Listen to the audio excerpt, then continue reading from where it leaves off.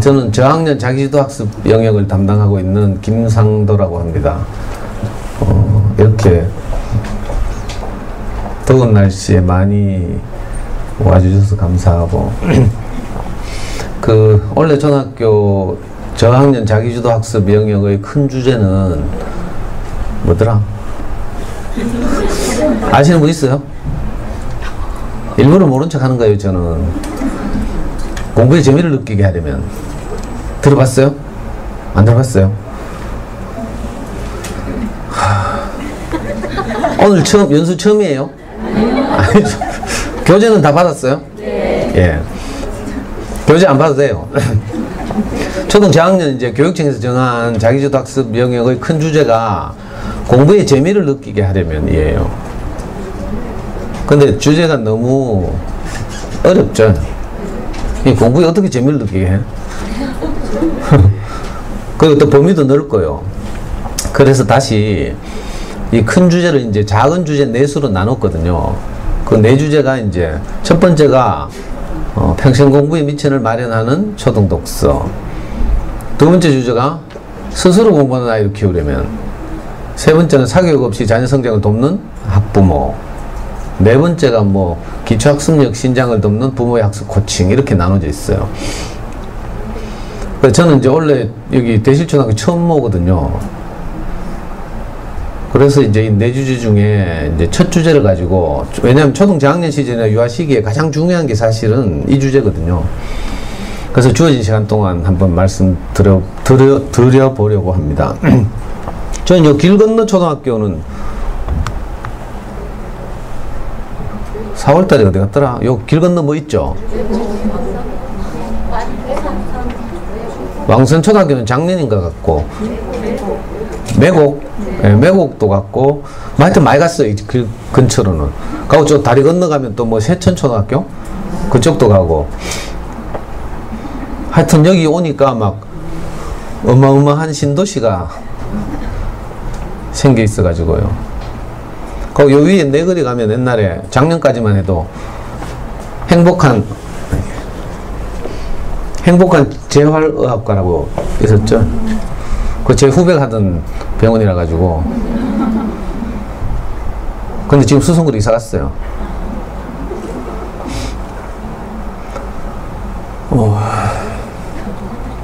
지금까지 이제 여러 번 연수를 받아 보셨을 테니까 저는 특별히 제가 소개할 내용이 없어요. 대부분 이제 초등학교 저학년 연수 오시는 분들 보면 제가 이제 우리 연수 강사들끼리 또 모여서 연수도 받거든요. 우리 반에 25명 있었는데 그 25분 가운데 거의 절반가량은 은퇴한 교장 선생님. 나머지 절반은 이제 대학원에서 교육학, 상담학, 심리학 또는 감정 코칭 이런 걸 이제 전공하고 학위를 준비하거나 받는 이런 이제 젊은 선생님들 이렇게 나눠져 있죠. 크게 그렇게 두 부리로 나뉘거든요. 근데 저는 이것도 아니고 저것도 아니고 교직에 있은 적도 없고 관련 전공을 한 것도 아니고, 그래서 저는 이제 좀 이 B급 언어를 쓰면 야매 또는 당구 용어를 쓰면 후루꾸 죄송해요. 이 권위 없는 강사가 와가지고. 근데 저는 솔직히 말씀드리면 이제 우리 아이 4살 무렵에 우리 와이프께서 우리 하나뿐인 아들을 이렇게 4살 때 공부를 시키더라고요. 단칸 세방에 살 때인데 여러분도 어쩌다 시집을 잘 와가지고 이렇게 좋은 신도시 아파트 단지에 이렇게 어릴 때부터. 그리고 우리 와이프께서 이제 브로마이드 2장을 어디서 구해와가지고요, 단칸 세방 벽에 붙여놓고 애한테 그거 따라하라 하는 거라. 브로마이드에 보니까 지금 오래돼서 기억은 잘 안 나지만 코끼리하고 기린이 한 마리씩 그려져 있어요. 그 밑에 한글로 코끼리, 기린이라고 각각 쓰여져 있고, 그 다음에 또 한글로 지라프, 엘리펀트라고 쓰여져 있고, 그걸 따라하라 하고 이렇게 하더라고, 우리 애 보고. 4살 때. 제가 저는 아무도 몰랐지만 딱 봐도 이건 아니다 싶더라고요. 그래서 신경질 확 나가지고 제가 한마디 내뱉었죠. 여보, 애 공부 내가 시킬게 하면서. 그래가지고 제가 4살 때부터 우리 애를 뺐었잖아요. 당신은 먹이고 입히고 재우고만 해라. 공부는 내가 시키겠다. 대단하죠? 네. 어떤 학교는 막 이 말만 해도 벌써 막 박수 치고 막 이랬대. 아, 진짜예요. 제가 요 말만 딱 했는데도 막 하고 박수 치는 곳을 보면 대부분 생활 수준 비슷하고 아파트 밀집해 있고 경쟁이 치열하고 관심은 높고 이런 공통점을 가지고 있어요. 관심도 없고 뭐 먹고 살기 어렵고 이런 데서는 반응이 없어요.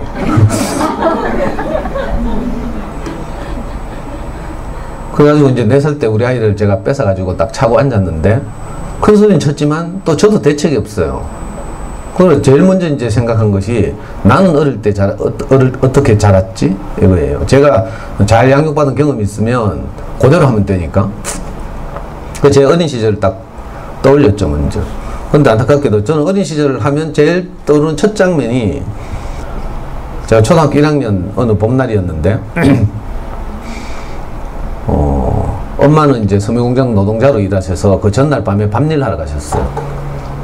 아버지는 그때 폐병을 앓고 계셨는데 시립의료원에서 이제 투약을 하다가 약에 내성이 생겨서 더 이상 안 듣는 거예요. 그래서 퇴원하라고 해서 집에 돌아와서 이제 집에서 이제 그냥 쉬고 계셨죠. 늘 피를 토하고 뭐 이렇게. 아버지는 이제 희망 없이 경제 활동도 못 하고 이러니까 이제 아들 셋에게 희망을 걸고, 그때 우리 형이 초등학교 4학년이었고요. 제가 1학년, 동생이 6살이었는데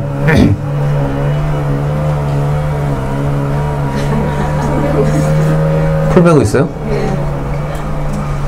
난 비행기 뜬 줄 알았네.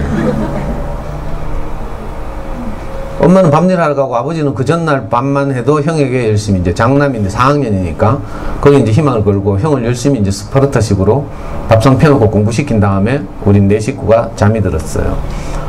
근데 아침에 형이 막 울면서 깨워요. 아빠 죽었다 하면서 일나락 하면서.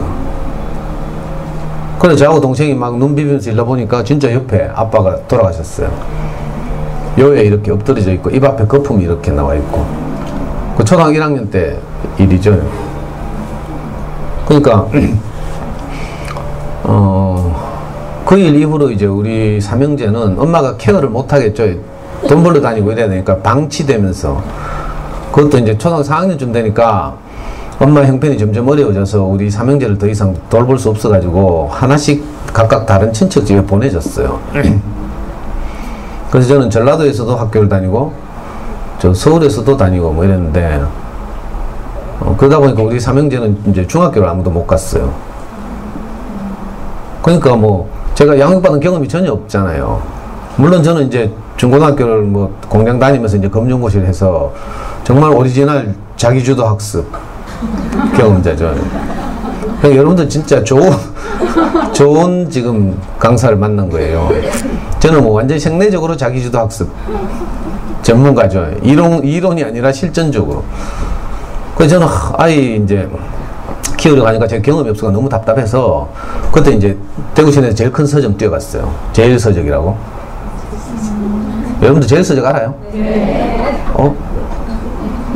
요즘 엄마들 뭐 교보용품 이런 거밖에 모를 줄 알았더니 교보용품 내려오기 전에 대구 시내에서 제일 큰 서점이 제일서적이었어요. 제일서적 지하에 가면 육아 코너가 있거든요. 거기 가면 자녀교육 지침서들이 2책장 가득 꽂혀 있었어요. 그래서 저는 너무 답답해가지고 거기 가서 이제 닥치는 대로 육아서적을 읽었잖아요. 특별히 저는 공부에 한 맺혔잖아요. 중고등학교 못 다니고 정말 공부를 내가 한번 할 기회가 있었더라면 이게 늘 아쉬웠거든요. 그래서 육아서적 가운데 특별히 영재자 들어간 책 제목에 또 서울대자 들어간 거 뭐 이런 거 있잖아요. 좀 속물적이긴 하지만 그때 내 마음이 그랬어요. 여러분들도 뭐 그러시겠지만 저는 이제 하나뿐인 아이를 키우면서 가장 중요한 내 생각이 뭐였는가 하면, 내가 겪었던 내 인생의 아쉬움을 이 사랑하는 아이는 겪지 않았으면 좋겠다 이거예요. 근데 그 당시에 저의 제일 큰 아쉬움은 내가 공부를 원 없이 해보지 못했다 이거였잖아요. 정말 학교를 가고 싶었거든요. 근데 못 갔거든요. 그래서 이제 닥친 대로 육아서적 읽으면서 이제 어떻게 하면 우리 이놈이 공부를 잘하게 할까? 이걸 고민한 거죠. 그러다 보니까 많은 책들을 진짜 읽었어요. 거짓말 좀 보태면 다 읽었어요. 그 후로도 뭐 저는 대한민국에서 저 같은 아빠 만나기 어려울 거예요. 솔직히 말하면. 뭐 여러분들 아는 아빠 한 푸르미 아빠 정도죠. 푸르미 아빠는 일찍 책을 내가지고 뭐 유명해지고 푸르미 닷컴 만들어가지고 막 푸르미 아빠가 저보다 한 살 어려요. 푸르미는 우리 애하고 나이는 같은데 우리 애는 2월생이라서 한 해 일찍 들었죠. 그래 뭐 닥친 대로 육아서 읽다 보니까 공통적으로 뭐 하는 말이 있더라고. 책이 모든 육아서적들이 어떤 건요 강조하는 책이 있고 강조하지 않는 책이 있어요. 근데 모든 책들이 공통적으로 강조하는 공부를 잘하려면 애가 책을 좋아해야 한대요. 이거 알아요? 엄마들 다 알죠? 그러니까 집집마다 전집으로 도배해놨잖아. 저는 이렇게 막 이렇게 고생하면서 이제 겨우 그거 하나 알았어요. 진짜로. 우리 아이 4살 때 제가 30대 초반에. 근데 엄마들은 보니까 이런 거 아주 쉽게 알더라고요. 이제 우리 와이프가 학교 교사이기 때문에 일찍 출근하면 저는 이제 아이 어린이집 보내고 유치원 보내고 이거 제가 있어요. 노란 차 오면 기다리다가 보내고 이거 있잖아요. 엄마들은 보니까 학기 초에는 이제 처음 보낼 때는 노란 차 오면 태워 보내고 애 울거나 말거나 냉정하게 등 돌리고 돌아서서 이거 배우죠. 거기서 막 애 운다고 같이 울고 이렇게 하면 이제 계속 안 갈락하니까 냉정하게 돌아서라 막 이런 거 있죠. 처음에는 보니까 엄마들 냉정하게 돌아서서 뛰어 올라가더라고. 전부 올라가가지고는 이제 밀린 연수국 다운받아 보거나 뭐 아니면 모자는 잠 주무시거나 뭐 이러죠. 근데 처음엔 그러던데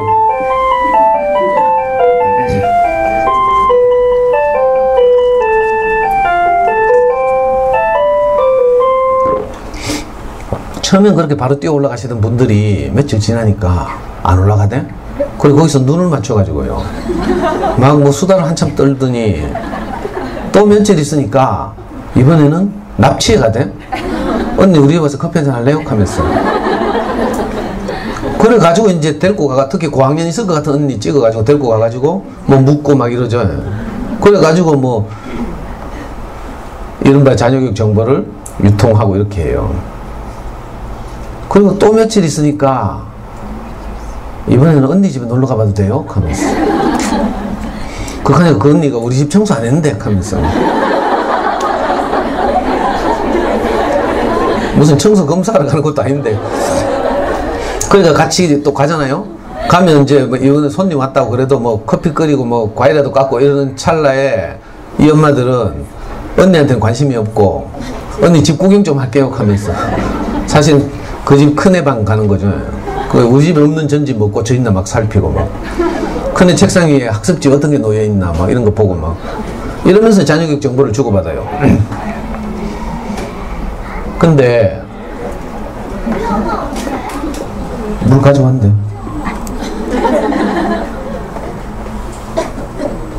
어디서 많이 배운 분 같다. 혹시 전에 저 본 사람 있어요? 아무도 없어요? 대단한 학교네요. 아직도 저를 모르더니. 근데 있잖아요. 저도 우리 와이프 학교 가고 나면 애 노란차 태우고 했다 했죠. 저도 현장에 있었어요. 근데 아무도 저보고는 오빠 우리 집 와서 커피 한잔 할래요? 아니 정말 저한테 그렇게 했으면요 제가 알고 있는 모든 자녀교육 노하우를 다 전수해 줄 텐데 아무도 그런 사람이 없었어요. 저는 우리 초3 때부터 잠순이 커가는 아이들 알아요? 우리 아이 초3 때 잠순이 커가는 아이들이 생겼어요. 거기 저는 시작하면서 들어가서 지금까지 회원이에요. 지금은 뭐 우리가 다 커서 이제 글도 안 쓰고 하지만 옛날에 우리 고등학교 시절 이럴 때 현역 때는 제가 글 많이 썼거든요. 모르죠? 전 잠순의 전설적 회원이에요. 이거 뭐 내 입으로 이런 말 해야 돼, 참. D다, D. 옛날에 저한테 상담하러 잠순 회원들이 대구 얼마나 많이 내렸는지 몰라요. 엉뚱하니 그만하고. 자, 아까 저는 이제 그런 방식으로 동네 언니들을 통해서 자녀교육 정보를 이렇게 얻지 못했기 때문에 시내 나가서 좋은 육아서적들을 이제 읽었다고 말씀드렸어요. 자, 육아서적을 꾸준히 읽으면 동네 언니들과 다른 장점이 하나 있어요. 동네 언니들은 보통 이제 뭐 고학년 키워야 4, 5학년 키우는 언니들이 또는 사춘기를 이제 큰애 사춘기를 겪는 언니들이 대부분 이렇게 코치하죠. 야, 좀 있으면 말 안 듣는데 말 잘 들을 때 열심히 돌려래. 이런 수준의 코치를 해요. 근데 이제 그 자녀교육 지침서나 이런 거 읽어보면 좀 더 길게 보고, 그죠? 이렇게 조언하는 그 시각들이 많기 때문에 어쩌면 저는 이제 훨씬 더 어릴 때부터 이렇게 자녀교육에 대한 좀 이렇게 긴 시각 이걸 획득할 수 있었죠. 그 중에 이제 가장 대표적인 것이 애가 공부를 잘하려면 책을 좋아해야 한다더라 이거였어요. 아, 그걸 알던 그 해에 참 공교롭게도 우리는 뭐 운이 좋은 건지 뭐 하나님 은혜를 베푸셨는지 잘 모르겠지만 우리 와이프가 퇴근하고 오다가 어린이 전문 서점 큰 간판 하나 발견했어요.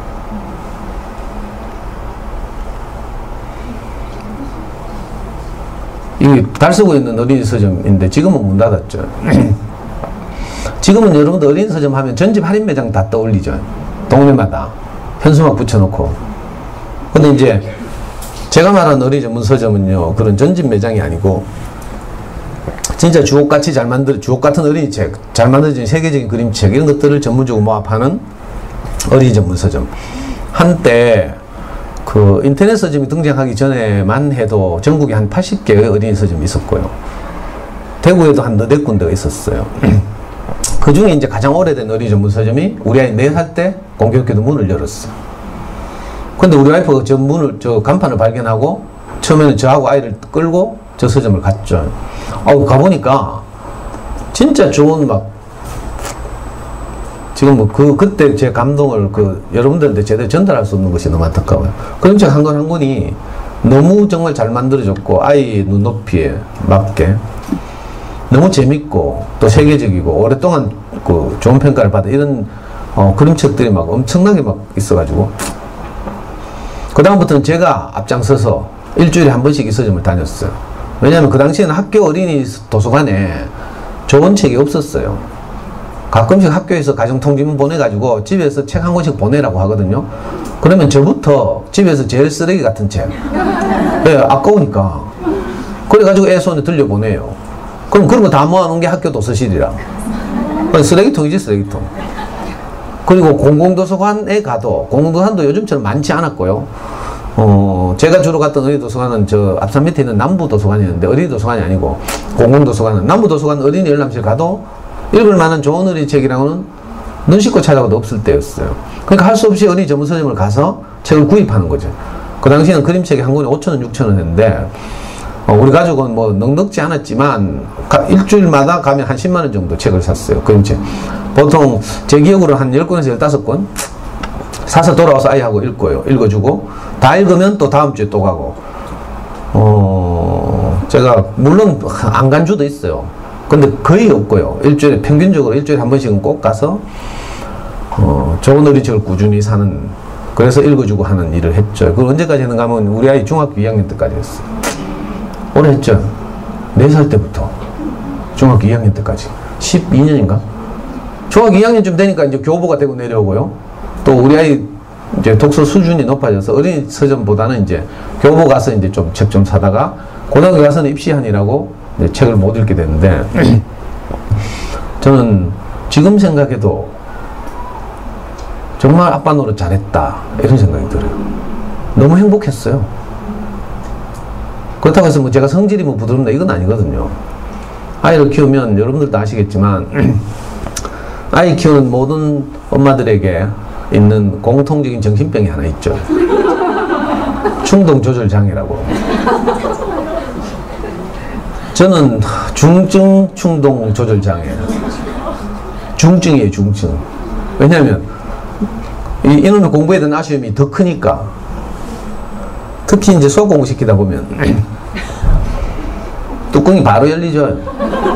저는 수학 공부 시키다 오답 나오면요, 저는 성질 급하거든요. 뭐 부모 교육 받아보면 뭐 나전달법을 쓰래요. 아이메시지 기법이라고 들어봤어요? 애의 행위를 질책하거나 뭐 하지 말고 내 감정을 아이한테 표현하라. 그러면 저는 이제 우리 아들한테 이렇게 말해요. 아들아, 네가 수학 공부를 하다가 집중을 안 해서 오답이 자꾸 나오니까 아빠가 속이 아주 상하단다. 이게 이제 그 이론적으로 하는 아이메시지 기법, 나전달법이에요. 이게 됩니까?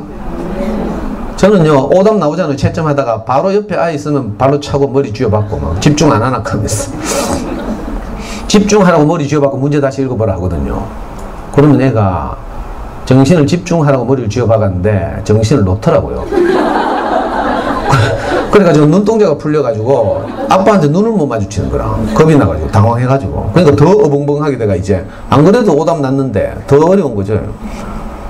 제 마음은 이게 아닌데 제 마음은요, 정말 아이에게 막 한 방에 알아들을 수 있는 칼 같은 설명을 하고 싶어요. 저는 나름 논리적이거든요. 근데도 이게 잘 안 돼. 여러분들 어떻게 했어요? 저는 명식이 그래도 대학에서 운동권 10년을 했고요. 그러니까 이른바 사회과학 서적이라고 하죠. 운동권들이 읽는 책들 많이 읽고 이래가지고 상당히 논리적이라고 할 수 있는데 그래도 우리 아이한테 설명하려고 하니까 이게 잘 안 돼요. 그러니까 더 열받죠. 한 방에 알아들어야 되는데 못 알아들으니까 더 속상해요. 그러니까 눈동자 풀려 있으면 더 막 열받아가지고 막 제풀에 제가 지치죠. 여기에 우리 병명이 뭐라고요? 충동 조절이 안 되는 거잖아요. 충동 조절 장애. 저는 그래가지고 막 어떤 때는 막 풀던 문제집들 말아가지고 막 머리통 때리다가 또 그러면 열받죠. 아무것도 아닌 일에 화내가지고 애 상처 주는 것 때문에 더 열받아요. 그러면 이제 문제집 몇 장 째가지고 쓰레기통에 쳐박으면서 협박하죠. 협박. 마지막 협박. 네 같은 건 공부할 자격도 없어.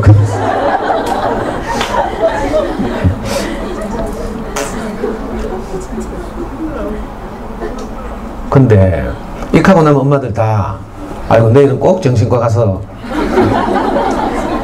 이런 생각 하죠. 근데 또 정신과가 너무 좀 겁나는 엄마들도 있더라고. 정신과 요즘 아무것도 아닌데 뭐 감기 걸리면 뭐 내과 가듯이 가면 되는데 또 정신과는 또 너무한데 그 정신과 말고 어디 뭐 상담센터 이런 거 없나 하면서 막 찾고 이래요. 근데 이 병은 정신과 가도 안 돼요. 미리 제가 말씀드릴게요. 정신과 가서 효과가 있으려면 이 풀타임 사이코라 해야 돼요. 뭔지 알아요? 그러면 이제 신경안정제나 항우울제나 이 처방 받아서 투약하면 되는데 이 증세는 파트타임 사이코예요. 맥시멈 2시간. 이상하게 2시간 가까이 가면 점점점 맨정신 돌아오고요. 그 후회가 밀려오고 막 아이고. 그래가지고 저도요 우리 애한테 또 막 상처는 줬지 미안하지 처음엔 이게 아니었잖아요. 정말 저는 좋은 아빠가 되고 싶었거든요. 제가 아버지 없이 자라가지고 우리 아이만큼은 아빠가 없어서 일어나는 아쉬움은 없게 하겠다. 내가 이걸 속으로 맹세하고 아이를 키웠는데 근데 상처를 주고 막 이랬으니까 얼마나 미안해요. 2시간 좀 지나면 이제 맨정신 돌아오면 이제 제일 먼저 하는 일이 쓰레기통 다시 뒤져가지고 아까 찢었던 수학 문제집 꺼내가지고 꼭 있는 거 펴가지고요. 그러다 보면 성질나가 좀 찢어진 거 있죠. 스카치 테이프를 붙이고 얘가 원상복구 시킨 다음에 애 방에 찾아가요. 기분 꿀꿀하니까 이제 울면서 들어가는 애한테 찾아가서 애 앞에 무릎을 꿇고 이제 우리의 손을 꼭 잡고 정말 진심으로 우리 애한테 미안하다고 하죠. 아빠가 아까는 불안해서 그랬어. 너는 아무 잘못도 없어. 이렇게 이상하게 우리가 아이를 키우다 보면 원인을 알 수 없는 불안감이 우리를 사로잡고 있어요. 그래서 뭘 해도 불안해. 하루도 편한 날이 없죠. 우리 어린 엄마들 보면 하루 종일 막 미친 널뛰듯이 막 애 잡잖아요. 열심히 고함 지르고 애 막 조져가면서 막 했어요. 나중에 잘 때 돼봐. 남은 게 없다니까. 뭐지 손으로 물을 움켜쥐는 것처럼. 확 움켜졌는데 물 손가락 사이로 다 빠져나가고 없어요. 너무 허무하죠. 그래서 저는 여러분들 좀 알아요. 아이 키우는 일이 얼마나 힘든지. 이 속 모르는 남편들이 가끔씩 뭐 지나가다가 도사 같은 소리 하죠. 뭐 애 뭐 먹을 거 다 갖고 태어난다 하더라. 뭐 너무 하지 마라 해서고. 저는 진짜 아이들한테, 우리 아이한테 정말 많이 빌었어요. 하루 이틀도 아니고요. 그러니까 제가 오늘 여러분들한테 어떤 말씀을 좀 드릴 텐데, 저 인간이 되게 잘난 척하네 이렇게 듣지 말라고요. 저는 여러분들보다 훨씬 더 많은 실패를 경험했고요. 그걸 다 말씀드리려고 하면 뭐 몇 박 며칠이라도 모자라는데, 물론 실패도 도움이 되긴 하겠지만, 그러나 그래도 명식이 학부모 역량강화 연수인데 좀 도움이 되는 긍정적인 이야기를 좀 지금부터 말씀드리려고 하니까, 혹시 저 인간이 되게 잘난 척하네 이렇게 듣지 마시고, 전제로 저는 여러분들보다 훨씬 더 많은 실패를 했다, 이걸 꼭 이제 먼저 전제하고 말씀드리려고요. 하지만 저는 거기서 좌절하지 않았어요. 애한테 진심으로 미안해하고 또 털고 일어나서, 우리 애는 속으로 그렇게 생각했겠지 뭐. 내일 되면 아빠 또 그 컸긴데 하겠어요. 또 그럴지라도 저는 또 아이와 함께 한 걸음씩 걸었어요. 그리고 또 뚜껑 날아가면 또 잡고 뭐 또 미안하다 하고 또 한 걸음 걷고. 그래가지고 실제로 우리 아이는 학원 한 번도 안 했어요. 과외도 한 번도 안 받았고요. 정말 자기주도적으로, 물론 아빠가 도왔지만 사교육 없이 진짜 잘 자랐거든요. 그래서 어쩌면 여러분들에게 뭐 사교육 하지 말라는 이야기 아니에요. 어차피 다 하고 있을 텐데, 사교육은 의존의 대상이 아니에요. 활용의 대상이지 의존의 대상이 아니다, 이걸 이제 말씀드리고 싶고요. 초등 저학년 시절에 가장 중요한 게 책 읽기라고 했잖아요. 이게 인증샷이에요. 우리의 초등학교 5학년 어린이날, 그 보통 뭐 우방랜드, 요즘 1랜드죠. 놀이공원 가고 막 어린이날 이러잖아요. 근데 이제 어린이날에 어린 스님이 책 사러 오면 가족 사진을 찍어주는 이벤트가 있었어요. 그러니까 우리 와이프가 연출했잖아요, 연출. 평소에는 우리 와이프 전 미워가지고요, 커피 한잔 달라고 하면 막 진하게 태워주고 빨리 죽으라고. 우리 애는 쪽팔린다고 머리 쳐박고 지금.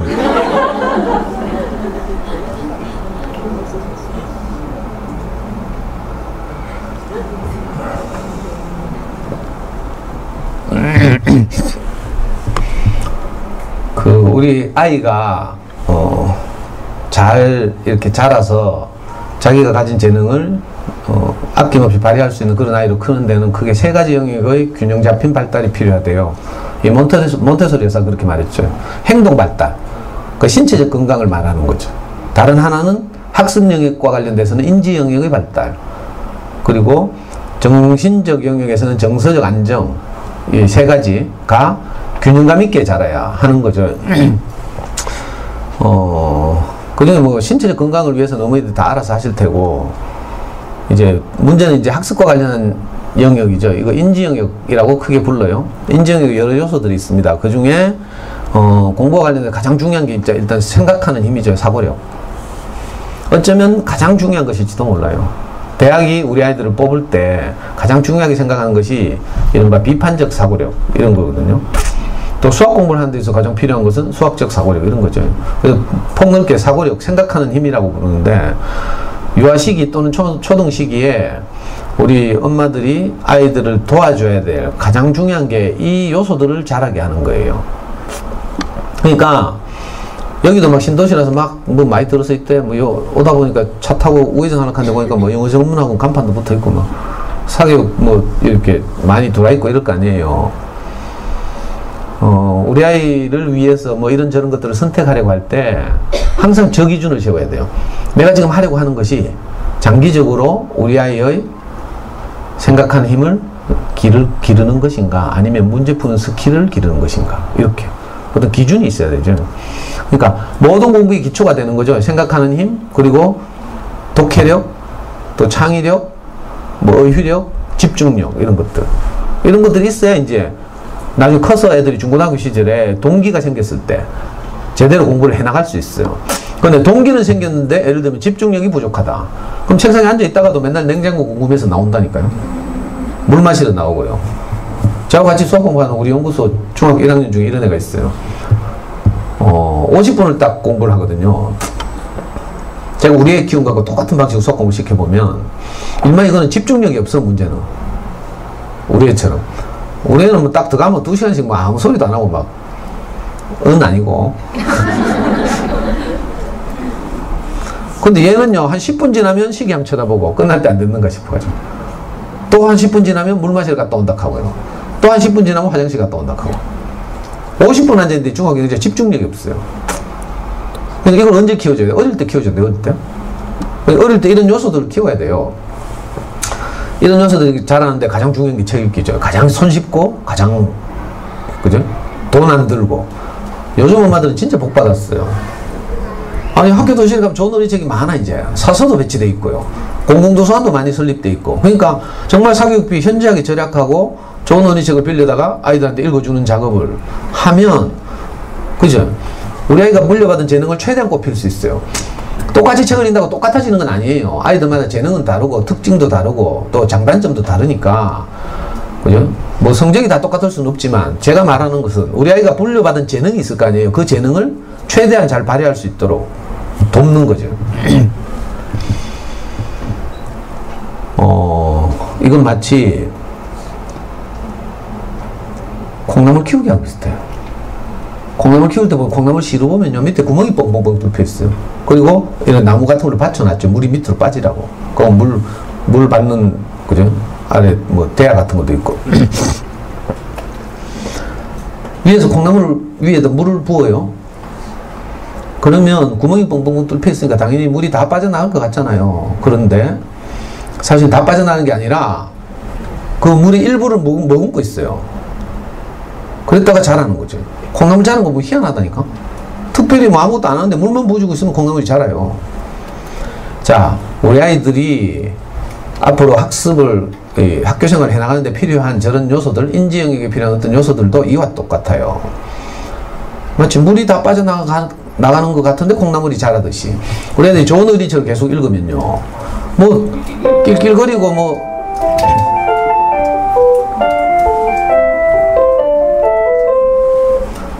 다 뭐 잊어버리고 남는 거 하나도 없는 것 같아요. 학습지를 하다 보면 뭐 흔적이 있죠, 흔적.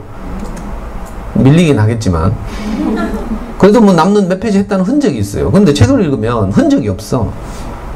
근데 뭐가 자라는데 엄마들은 이게 불안한 거라. 당장 학습지 매주 오는 거 하면 있잖아요, 흔적이 남잖아요. 그래서 진도라는 게 나가고 이런데, 이러면 책 읽기는 진도도 없고 흔적도 없고 막 책이 중요하다는 소리는 또 언니들한테 들었어. 그러니까 막 불안해가지고 또 애 책 읽고 나면 뛰어와가지고 막 엄마들이 묻죠. 야, 주인공 어디 된대? 니 뭐 깨달았노? 앞으로 동생하고 사이좋게 지내래, 싸우래? 공부는 열심히 하래 말래? 뭐 이런 식으로. 엄마들이 질문을 잘 못 만드니까 이렇게 물어요. 그러면 애들이 막 김새져요. 책 읽고 막 집중하거나 아니면 마음이 짠하거나 뭐 이런 책의 맛을 알아야 되는데, 맛을 알기도 전에 엄마가 자꾸 질문하니까 질문에 대해서 예상해야 되죠, 이제. 그럼 어떻게 해요? 외워야 돼, 이제. 엄마 질문을 예상하고. 이러면 책 읽기 안 되는 거예요. 망치는 거랑. 그래서 제가 이제 여러분들한테 말씀드리는데, 독후활동 절대로 하지 마라. 뭐 전문가들은 독후활동 이렇게 하라 저렇게 하라 하죠. 안 그래도 애 심심하면 여러분들 뚜껑 열리잖아요. 수학 때문에 특히 뚜껑 열리고 이런데, 또 이놈의 책 읽기 때문에 또 뚜껑 열리면 어떻게 돼요? 그럼 애는 숨 쉴 여유가 없죠. 그러니까 가능하면 독후활동 하지 말고요, 가만히 놔두면 돼요. 왠지 왜 독후활동 하는 줄 알아요? 책이 아이를 자라게 한다. 여기에 대한 신뢰가 없어서 그렇죠. 그래서 뭐 이것저것 도작질하고, 물론 애기 때 유치원 때 유치원에서 하는 거야, 뭐 노는 거지 그건 뭐. 엄마들이 질문을 하기 좀 어렵고 하니까 요즘 또 친절한 전집 출판사들이 저희가 질문지를 만들어가지고 또 책 뒤에다 붙여주네. 그리고 동네 언니들이 또 그게 좋은 책이라고 막 꼬셔. 그래서 덤성덤성 사줘요. 사보면 다 전집 뒤에 보면 막 문제 두세 쪽씩 붙어있고 막 다 읽고 나서 그거 풀으라 하고 막. 이건 책이 아니고요, 교재. 책과 교재는 이거 완전히 차원이 달라요. 미안합니다. 여러분들 다 이런 책도 집집마다 있을 텐데, 저는 오늘 보고 말 거니까 제 속에 있는 말 다 하고 가려고. 제가 꼭 권하고 싶은 게 있어요.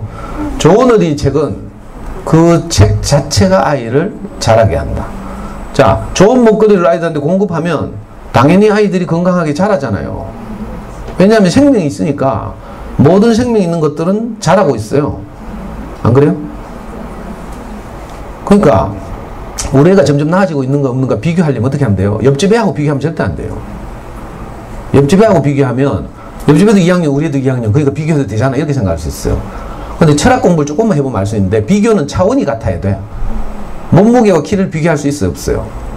없죠. 길이와 넓이를 비교할 수 있어요, 없어요? 없어요. 차원이 같아야 돼, 비교는. 근데 옆집 애하고 우리하고 차원이 같아요? 학년이 같다는 거 말고 차원이 달라요. 우리 애 학교 들어갔을 때 2월생이라서, 요즘은 이제, 요즘 말하면 12월생이겠죠. 요즘은 1월에서 12월. 우리 애 때는 그 전에 3월에서 그 다음에 2월. 우리는 그 다음에 2월생이었어. 처음 학교 들어가니까 애 제일 작아. 그 전에 3, 4월생 여자애들 보면 완전히 누님 같아, 누님. 애 조그마해가 제일 1번으로 항상 운동장에서 집합하면요, 깃발 들고 서 있고. 운동인데 달리기만 하면 꼴찌 안 해? 우리 1학년 때 6학년 때까지요, 계속 꼴찌했어. 6명 뛰면 6등, 4명 뛰면 4등. 제가 허폐가 얼마나 디비는지. 그래가지고 제가 맨날 부모 달리기 나갔다니까? 저는 축구를 하거든, 축구. 지금도 해요. 그러니까 젊을 때는 어떻게 했어요? 날아다녔다니까? 회사 생활을 하는 그 아빠하고 달라요. 싫은데, 회사 생활하는 아빠가 쟤 한번 잡아보겠다고, 그, 운동회 때 부모 달리기 하다가 스타트 지점에서 마음은, 상체는 막 저 따라오는데 다리가 안 움직여가지고 저 쓰러져가 피나고 막 이랬다니까? 저 그 사진을 나중에 15년인가 지나서 선물 받았잖아요. 자기 남편 쓰러지고 있는 사진. 왜냐면 그 엄마가 나중에 자기 중학교 때 제 강의를 들었거든. 그래가지고 어린 시절 생각나가지고. 그래서 저는 뛰면 늘 1등 했어요. 그래가지고 비누 타가지고 애 학급에 찾아가가지고 이제 위로하고.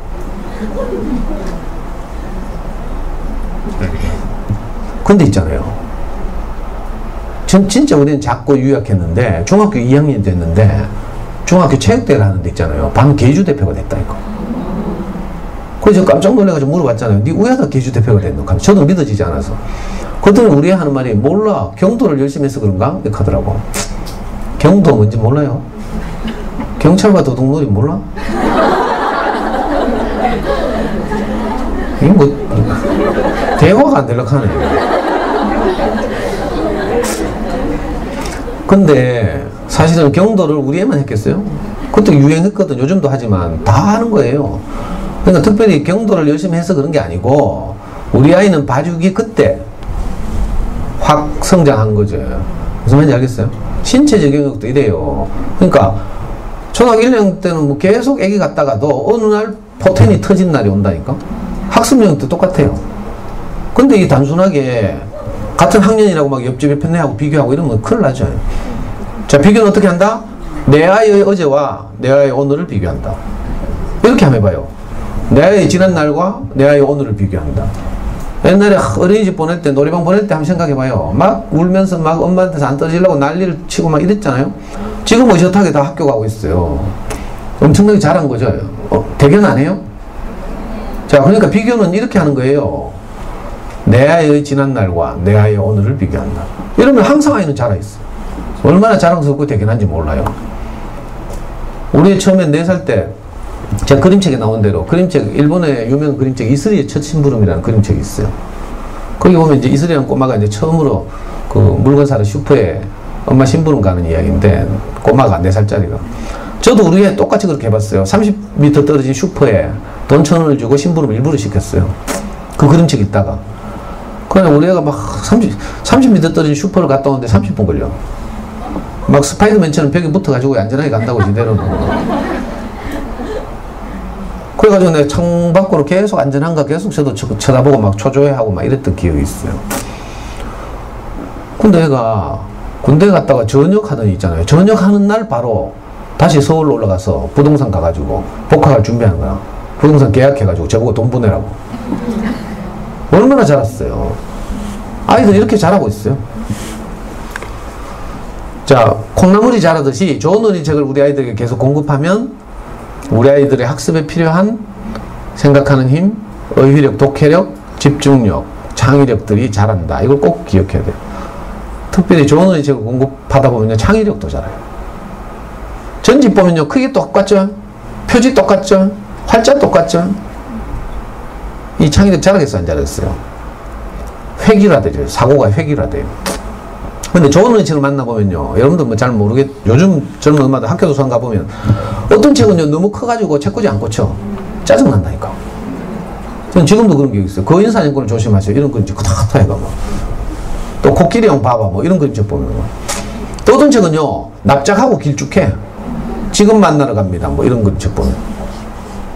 뭐 하여튼 그리고요 어떤 책은요 질감도 다르죠. 표지가 뭐 오돌토돌한 책도 있고요. 뭐 희한해요. 하여튼 또 책 안에 그림 일러스트가 사용하는 기법도 다 다르고요. 그래서 얼마나 창의적이 되는지 몰라요. 생각하는 힘은 당연히 잘하고요. 좋은 어린이책 읽으면 특히 저학년이니까 그림책 많이 읽어야 돼요. 무시하지 말고 괜히 글밥 있는 책 찾아낸다고 폼 잡지 말고.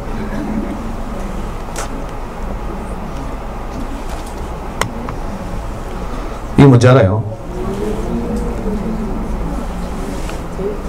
우리 초등학교 6학년 때 교육감님이 바뀌면서 그때 당시에 바뀐 교육감님은 창의력 신장을 대구 교육의 가장 중요한 과제로 삼았어요. 그 취임하자마자 대구광역시 초등학생 창의력 경진대회를 열었어요. 각 학교 대표 한 명씩 뽑아가지고 대구교육대학교에 모아놓고 대구교대 교수님들이 8문제를 출제했어요. 수학 2문제, 읽기 2문제, 사회 2문제, 과학 2문제 이렇게 8문제. 칠판이 없어서 제가 문제를 다 재현할 수는 없어요. 우리는 이제 당장 뭐 학교 기말고사도 물론 신경을 좀 썼지만 저는 이제 책을 읽힌 이유는 길게 보고 장기적으로 약간 수능을 칠 때 이럴 때를 대비해서 이제 꾸준히 책을 읽힌 것인데 인마 이게 갔다 오더니만은 발표를 자꾸 기다리는 거예요. 그런데 상처받을까봐 발표 기다리지 말아 했어. 괜히 입상 못하고 이러면 속상하잖아요. 근데 우리는 이상하게 발표를 기다리더라고. 그때 나온 문제 중에 하나가 읽기 문제 중에 이런 게 있었어요. 성경에 보면 그 이스라엘의 가장 지혜로운 왕 솔로몬이라고 있거든요. 이 솔로몬 앞에 두 아줌마가 애기 하나를 데리고 찾아와요. 누구 애인지 가려달라고. 아무리 해도 안 되는 거라 서로 지혜라고 계속 우기니까 할 수 없이 솔로몬이 그러면 애 반토막 내가지고 나눠 가지라 했어. 그랬더니 친엄마가 깜짝 놀래가지고 제가 양보할게요 하면서. 근데 가짜 엄마는 예 그렇게 해주세요 뭐 이렇게 했어요. 그래가지고 솔로몬이 친엄마를 찾아냈다는 거 아닙니까? 이런 얘기 몰라요? 아, 아는구나. 자, 이 지문을 주고, 긴 지문을 이거 주고요. 문제가 뭐였는지 알아요? 네가 만약 솔로몬이라면 어떻게 친엄마를 찾아줄 것인지 생각나는 대로 써라. 뭐 정답이 딱 정해져 있잖아요. 논리적 사고를 이제 해야 여러 가지 이유를 되는 거지. 많이 쓸수록 높은 점수를 받아요. 생각나는 대로 써라. 우리 애는 뭐 10매까지 썼다 하더라고. 수학도 있어요, 수학도. 수학도 희한한 이런 게 있는데, 하여튼 이걸 하고 오더니 발표를 기다리는 거라. 그거 진짜 우리 5등 해가지고 거기서. 그때 당시 초등학교 190개예요. 지금 240개인가? 190명의 그 우수한 각 학교 대표 아이들 6학년 중에서 우리 5등 했다니까? 안 잘했어요? 그리고 동메달 받았잖아요, 이거. 우리 집 갑오처럼. 제가 4월달에 요 길 건너 학교 올 때는 매국인가? 매국 말고 또 있는데 축고가 아니고 왕선은 작년이고 다사? 뭐 하여튼 그 아파트 단지였는데 요하고 이 분위기가 똑같았어요. 세천은 저 강 건너잖아. 하여튼 이따 치고요. 거기 4월달에 강의하러 갔을 때만 해도 요 사진 안 보여줬어요 제가. 5월 긴 연휴가 있었는데 5월 초에 제가 심심해서 우리 방 정리하다가 이거 발견해가지고 사진 찍어가지고 집어넣은 거예요. 오늘 5월달 이후로 강의를 듣는 분들만 보는 사진이 몇 개 있어요.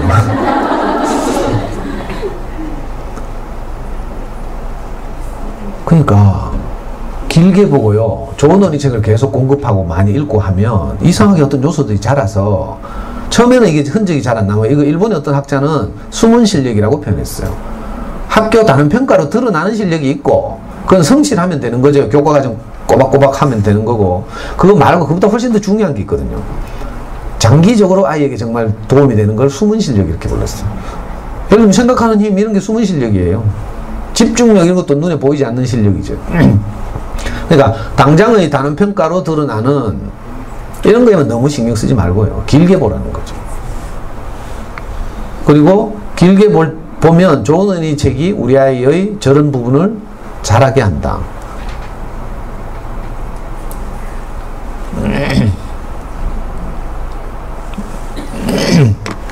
제일 중요한 건 다 알고 있잖아요. 언니들도 하고, 뭐, 부름이 아빠도 하고, 뭐. 여러분들 아이들이 아직 애기들이니까, 어리니까, 이제, 여러분들의 경험을 한번 떠올려봐요. 수능고사장. 왜냐면, 이거, 입체적으로 로드맵을 한번 그려보는 거예요. 거꾸로, 고3 때부터 내려올게요. 물론 더 고등학교 이후도 생각할 수 있지만, 그건 너무 어려우니까.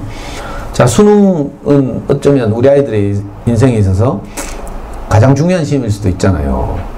대학 입시라는 게. 그때 이제 수능을 쳐요. 그 긴장된 시험을 치는데 첫 교시가 국어거든요. 국어 시험지를 여러분 받아보셨죠? 대부분 40 안 돼서 40 밑으로니까 수능 세대잖아, 수능 세대. 40 넘으신 분들은 뭐 수능 안 쳐봤겠지만. 자, 8절지로 16쪽의 문제가 주어져요. 보면 책 같다니까, 책. 첫 페이지부터 뭐 지문 길게 있고요. 문제다랑 3문제 달려있어요.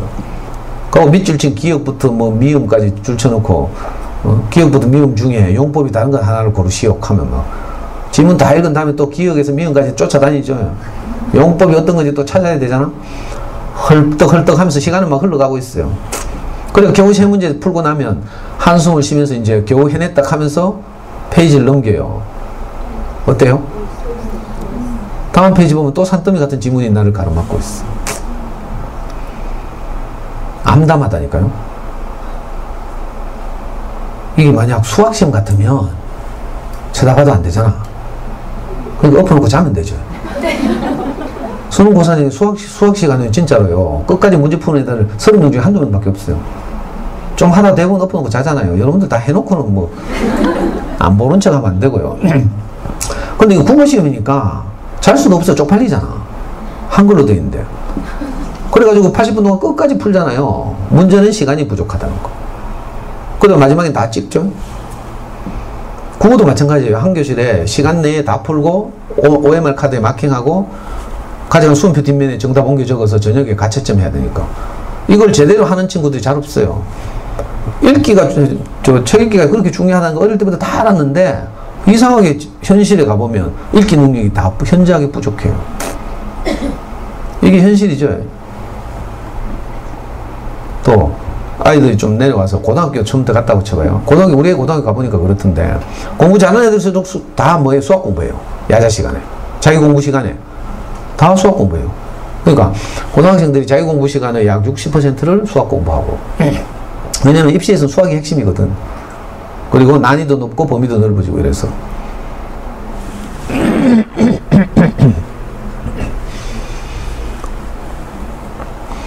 나머지 한 30%를 영어 공부하고요. 겨우 이제 20%를 사탐, 과탐 이런 거 하는 거죠. 그러니까 고등학교 가면 이제 더 이상 읽기는 안 돼요. 시간이 없어. 입시 공부해야 되니까. 그럼 언제까지 책을 읽기를 해야 돼요? 보통 중학교 때까지 습관을 잡아서 책 읽기를 꾸준히 해야 되는데 중학교 때라도 늦었지만 해보려고 뭐 애를 쓰거든요, 엄마들이. 여러분들 잘 모르시겠지만 중딩 키우는 언니들한테 한번 물어봐요. 내가 뭐 자녀교육에 관해서 아무리 뭐 하늘을 꿰뚫는 지식과 정보를 가지고 있다고 하더라도 이놈들이 엄마 내 인생 내가 알아서 할게 하고 문 닫고도 가뿐다니까. 쾅 닫히는 문 앞에서 엄마들 다리 풀려요. 안타깝죠. 그래도 독한 엄마들은 이놈을 어떻게든지 막 용돈 안 준다고 막 협박하거나 이래가지고 저 범어동 같은 데 가면요 독서논술 전문 학원 보내요. 그런데 가면 그래도 좋은 전문가들이 추천하는 책 한두 권 읽지 않을까 하고 독서논술 전문 학원 보내거든요. 근데 전문가들 뭐라 해요? 대치동에서 그 유명한 이범 선생이나 이런 분들이 하는 이야기를 들어보면 애들은 대부분 전문 학원 와서 뭐 배운다? 멍 때리는 기술 배운다. 5% 정도는 대치동에 와도 도움을 받는데요. 서울에 가면. 근데 95%는 뭐 한다고요? 전기세 낸다 하죠. 이게 현실이에요, 진짜로. 거기다 이제 자기 힘이 생겨가지고. 우리 애도 보니까 뭐 얼마나 중학생 딱 되니까요. 중3인가 중2 때 되니까 이제 내가 때려도 안 맞고 있어. 이게 실화예요. 제가 말을 안 들어가지고 애를 한 대 때리려고 왼손으로 막 한 대 확 머리통을 향해서 손을 날렸어요. 그랬더니 턱 걸리더라고. 보니까 애 오른손이 내 발목을 딱 잡고 있어. 이게 아빠가 때리는데 마각하면서 이번에는 오른손으로 또 한 대 또 턱 걸렸어요. 이 새끼 안 놓나 하면서 막. 그러니까 막 손을 빼려고 발버둥을 치니까 애가 막 아빠 정신 차려 하면서 저를 벽으로 밀어붙여가지고요. 정신 차려. 경찰이 범인제야 받으지. 그러니까 이제 중학교 가면 이 협박도 안 통한다니까. 슬픈 일이에요. 책 읽기는 안 되지. 독서노트를 보내봐야 멍 때리고 있지. 그러니까 어떻게 해야 돼? 어릴 때 해야 돼. 어릴 때. 다시 초등학교 9학년 내려왔어요. 초등학교 9학년 때 다 스마트폰 들고 있고요. 뭐 심아들 게임하고 뭐 가신아들은 SNS 하고 뭐 이러죠. 그리고 막 그때 아직까지는 그래도 엄마 말이 먹히니까 엄마 고함 지르고 막 이렇게 하면 아이고 하면서 이런 흉내라도 내는데 들고 있는 거 보면 다 Y 들고 있어. 학습 만화 아니면 Y 들고 앉아가지고 그것도 책이라고 막 읽고 있어. 너무 안타깝고 속상하죠. 그 할 수 없이 9학년 되면 하는 게 뭔지 알아요? 그것도 엄마들이 잘하는 거 해야지. 학습지, 하누리 독서논술, 뭐 주니어 플라톤. 진짜 안타까워요. 저학년들은 뭐 소박하게 이제 눈높이 국어나 뭐 장원 한자나 뭐 이런 거 해야지. 뭐 아니 어릴 때 그렇게 책 많이 사재놓고 뭐 좀 읽는 것 같더니 초등학교 들어갈수록 이상하게 책과 멀어지고 안 읽고 있어요. 이상하죠? 간혹 꾸준히 잘 읽는 애들은 참 고맙고 대부분 애들은 초등학교 들어가면 더 안 읽어요. 그냥 너무 불안하고 답답하고 하니까 학습지 하고 있어요. 저는 오늘 보고 이제 여러분들 다시는 안 볼 거니까 좀 학습지 하는 것처럼 바보 같은 짓이 없어요, 사실은. 왜 그런 줄 알아요? 학습지나 문제집을 하는 건요, 실력을 향상시키는 게 아니고 있는 실력을 확인하는 거지. 무슨 말인지 알겠어요? 문제집은 있는 실력을 확인하고 중요한 시험에 대비해서 연습하는 거지, 그것 자체가 실력을 향상시키지 못해요. 실력 향상은 뭐가 시켜요? 개념 공부가 시켜요. 수학 같으면 수학 교과서를 들고 개념을 잡는 작업, 이런 거. 또 뭐 사회 같으면 사회 교과서를 읽는 거. 국어 같으면 국어 본문을 열심히 읽어서 잘 이해하는 것. 이런 게 이제 실력을 향상시키는 것이지. 그렇죠? 거기에 해당하는 문제집을 푸는 건요, 실력을 향상시키는 게 아니고 연습하는 거, 있는 실력을 확인하는 거죠. 그러니까 근본적으로 초등 저학년 때는 뭐 당장 입시 칠 것도 아니니까 길게 보고 좋은 어린이책을 꾸준히 읽으면 아까 말한 숨은 실력이 향상되죠. 이게 제일 어린 엄마들이, 젊은 엄마들이 아이들 어린 시절에 해야 될 가장 중요한 일이에요. 근데 안타깝게도 불안하니까 뭘 해야 되죠. 또 좋은 언니들 둔 엄마들은 또 언니들 따라갔다가 빨간 펜 같은 거 전과목 학습지 막 하고 막. 근데 뭐 그런 학습지 나쁘다는 게 아니에요. 좋은 학습지겠죠. 근데 우리 아이에게 사용할 시간이 제한되어 있어요. 잠자고 학교 가고 뭐 먹고 뛰놀고 아이들이 뭐 이렇게 사용할 시간은 딱 정해져 있죠. 이 정해져 있는 시간에 그런 학습지를 하거나 문제집을 한다면 좋은 어린이책을 읽을 시간을 거기 대가로 지불하는 거죠.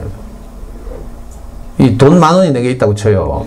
오늘 강의 끝나고 오랜만에 엄마들 만났다고 인근에 어디 또 커피숍 가겠지, 아니면 점심 먹으러 가거나 거기서 밥 먹는다고 10,000원을 쓰잖아요. 그러면 내 마음에 드는 티셔츠 10,000원짜리를 한 장 살 기회를 비용으로 지불하는 거예요. 이걸 보고 경제학에서는 기회비용 이렇게 불러요.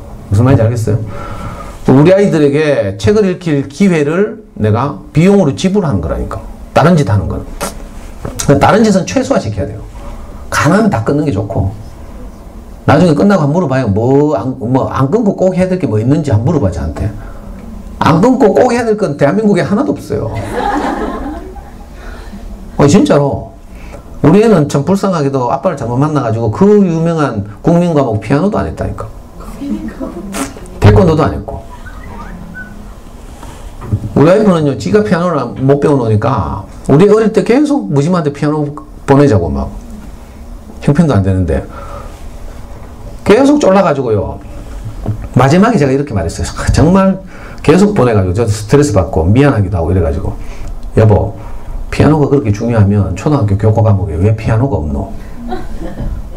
음악으로 충분하니까 피아노가 따로 없는가 이가 하면서. 그렇게 하니까 우리 와이프가 니하고는 다시는 내가 말 섞기 싫다. 이런 표정으로. 신앙카드인가 뭐 선전하는 거 보면 남자가 막 피아노 치고 있고 여자는 남자 어깨에 손 얹고 노래 부르고 막 이런, 삼성카드인지 신앙카드인지 기억이 희미한데 그런 거 있죠. 그거 보면 진짜 우리 아들 피아노 시키면 저렇게 아내한테 사랑을 받겠구나. 뭐. 여러분들이 만약 남편이 피아노 치고 있으면 의할래요. 그 시간에 애하고 좀 더 놀아주지. 라든지 아니면 돈이나 좀 더 벌어오지. 하면서 피아노 확 뽀개고 싶다니까. 농담이에요, 농담. 우리 피아노 안 했어요. 근데 음악 얼마나 좋아하는 줄 알아요? 나중에 대학도 가가지고 밴드가 들어갔다니까, 동아리. 태권도 안 했어요. 근데 우리가 얼마나 막 건장한 줄 알아요? 나중에 대학도 가가지고 헬스 해가지고 막 어깨를 키워가지고 막 이래가지고 막. 그러니까 그런 거 아무 상관없으니까 너무 걱정 안 해도 돼요. 그리고 가능하면 시간을 내가지고 학교 도서실에 가서 책을 많이 빌려서 계속 읽어주고 이 작업을. 근데 사실 초등학교 들어갔는데 이상하게 책을 안 읽잖아요. 왜 그런지 알아요? 유아 시기에 첫 단추를 잘못 끼웠어.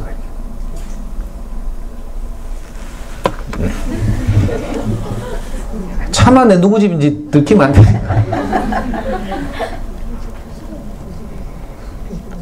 우리 또 이 전집에 밝은 엄마들 딱 보면 저건 어디서 나온 뭐고 뭐 다 알죠?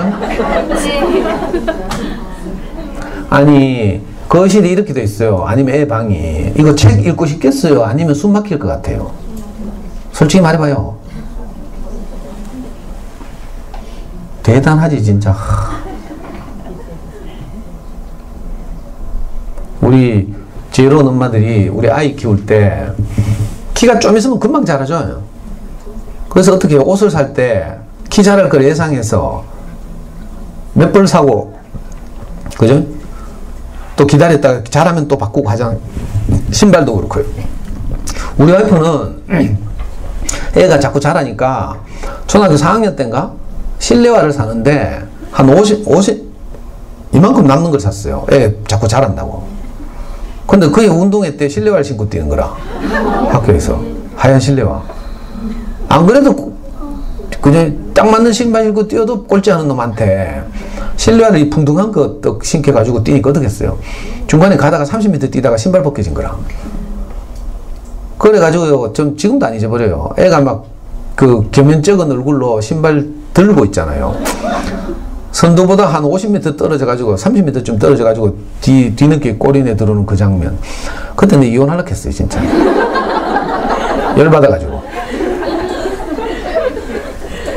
아니 애가 자라는 거에 대비해서 신발 이렇게 사는 거잖아. 근데 어떻게 이 몸보다 훨씬 중요한 정신적 영역을 이렇게 몇백 건씩 도배하는지 몰라. 애들 이 정신적인 게 얼마나 민감한지 알아요? 어릴 때 뭐 상처를 받거나 트라우마가 하나 생겨봐요. 평생 간다니까. 저는 지금도 분리불안이 있어요. 초등학교 4학년 어느 날 엄마가 이제 우리를 친척집에 보냈는데 저는 지금도 안 잊어버려요. 기차를 타고 이제 서울에 있는 친척집에 가는 거예요. 우리 엄마는 혼자서 삼형제를 키워야 했기 때문에 정말 막 알뜰했거든요. 정말 돈 10원도 허투루 쓰시는 분이 아니고요. 근데 그날 그 열차간에서 저는 큰 외삼촌 집에 가고 동생은 작은 외삼촌 집에 가는데 처음으로 그 기차간에서 홍익회에서 파는 삶은 계란 3개 100원짜리를 샀어요. 우리 엄마가. 난 깜짝 놀랐어요. 우리 엄마 그렇게 돈 쓰는 분이 아닌데 간식이나 군것질에 형편이 안 되니까 삶은 계란 3개 100원짜리 사가지고 껍질을 까서 동생 하나 저 하나 주고 엄마 하나 먹었어요. 근데 그 장면이 지금도 안 잊어버린다니까. 그래서 지금도 저는 분리불안이 있어요. 그때는 어릴 때 막연해가 뭔지 몰랐지 사실은. 근데 지나고 나서 보니까 어른이 돼서 보니까 저는 지금도 우리 와이프가 내가 3번 이상 전화하는데 안 받으면요 내가 정신이 돌아가요. 그래가지고 한 100번씩 전화한다니까. 요즘은 이제 우리 와이프가 저를 알아서 이제 그렇게 애미기진 않지만 물론 저도 이제 좋은 어린이책을 많이 읽다 보니까 제가 치유가 많이 됐어요. 아니 진짜 어린이책 많이 읽으면요 우리 어른이 치유된다니까. 내면 아이라고 들어봤어요? 우리 안에도 잘하지 못한 어떤 부분들이 있어요. 그러니까 진짜 좋은 그림책 읽으면 애는 둘째치고 내부터 위로를 받고요. 성장하고. 저는 그래서 진짜 많이 좋아졌는데 그 삶은 계란 3개 100원짜리 때문에 트라우마가 생겼다니까. 그러니까 어린 시절에 정신적 영역의 어떤 충격이나 이런 거는 굉장히 소중해요. 물론 뭐 책이 뭐 충격을 주거나 하진 않겠지만 그렇다고 하더라도 우리 애들이 조금씩 자랄 때마다 적절한 책의 공급이 필요한데 엄마들이 막 어디서 이상한 소리 듣고 와가지고 막 뭐 0시에서 2시까지 자연관찰 뭐 이런 거 뭐 안 읽으면 큰일 난다고 막 영재되려고 하면 꼭 읽어야 된다고 이렇게 뭐 배워가지고 여러분들 죄 없어요. 몰라서 그랬으니까.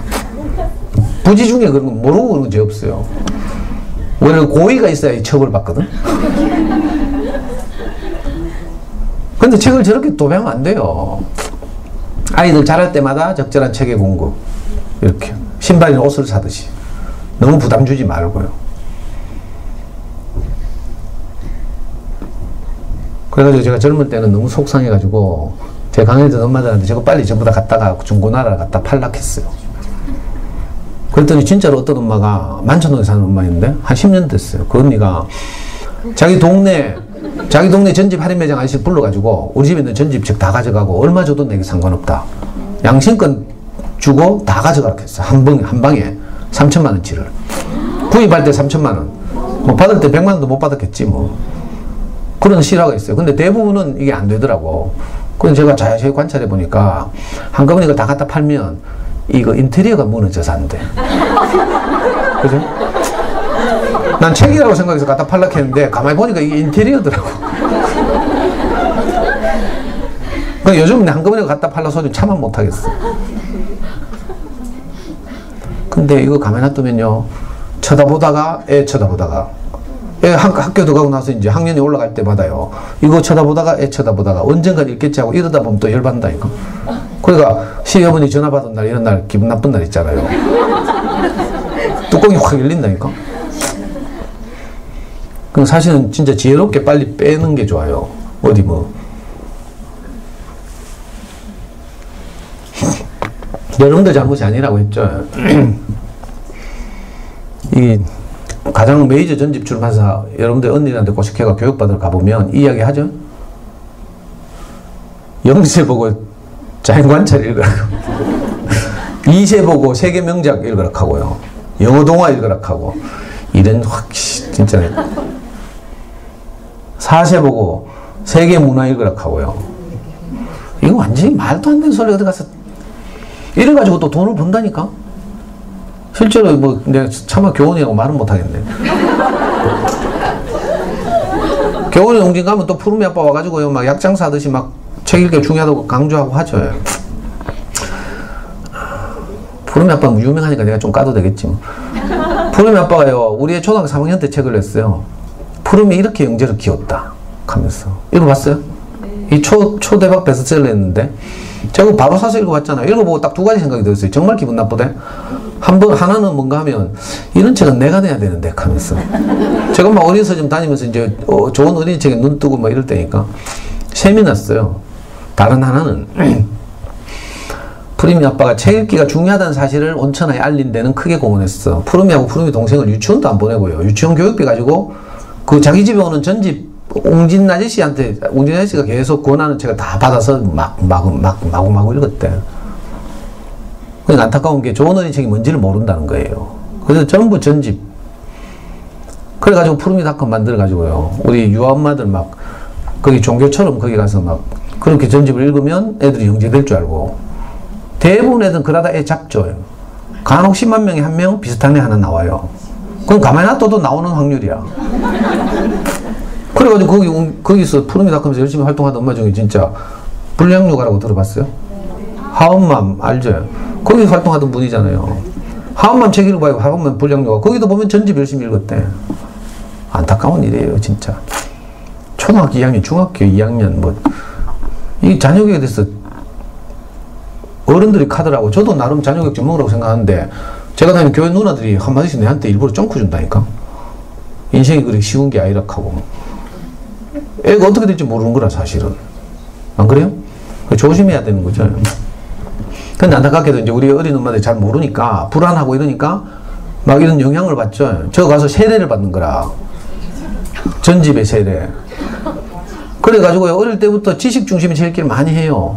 또 그래도 뭐 창작이라고 이름 붙인 게 있어. 창작이라는 장르 자체가 나는 마음에 안 들어. 모든 책은 다 창작이라 해야지. 뭐 창작이 따로 있어. 세계 명작이 어디 갔노?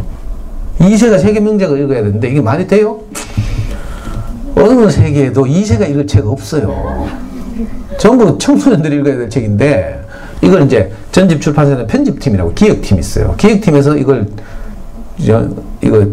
다이제스트 하는 거죠. 확 줄여요. 책의 맛 다 제거하고 주인공하고 줄거리만 앙상하게 남겨서 얇게 만들어서 세계 명작 전집 이렇게 내고, 그것도 또 엄마들을 위해서 엄마들 설거지하고 청소하고 동생 키우고 바쁘니까 성우 더빙 해가지고 테이프 팔죠.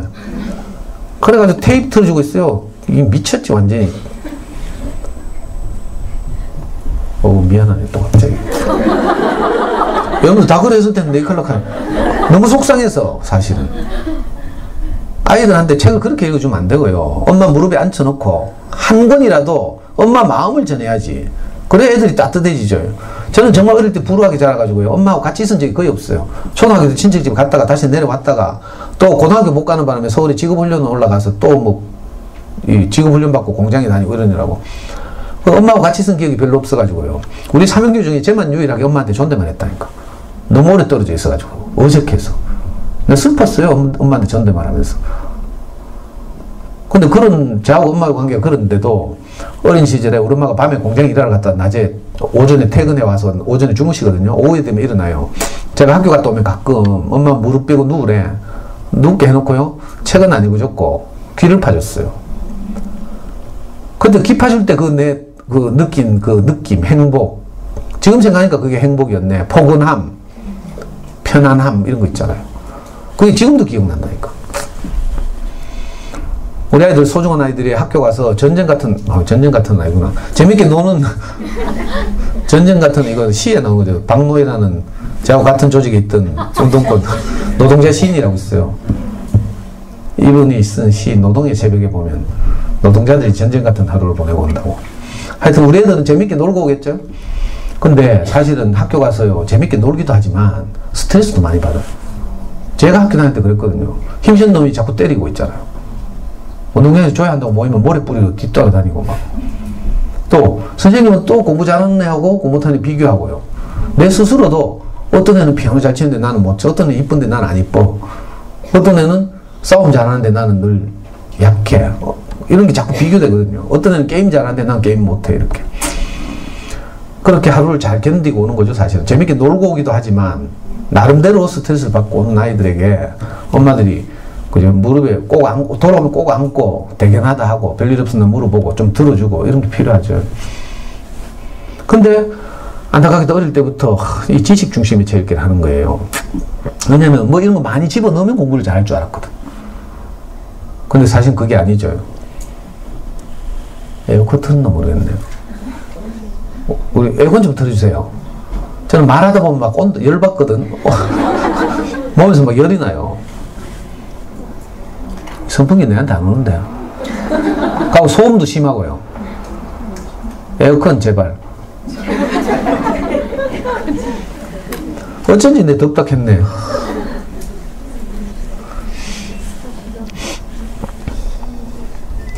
자, 요즘은요, 지식 중심의 체육기를 하는 시대가 아니에요. 지식은 네이버에 물으면 다 가르쳐줘요. 네이버도 모르면 구글에 물어보고. 그죠?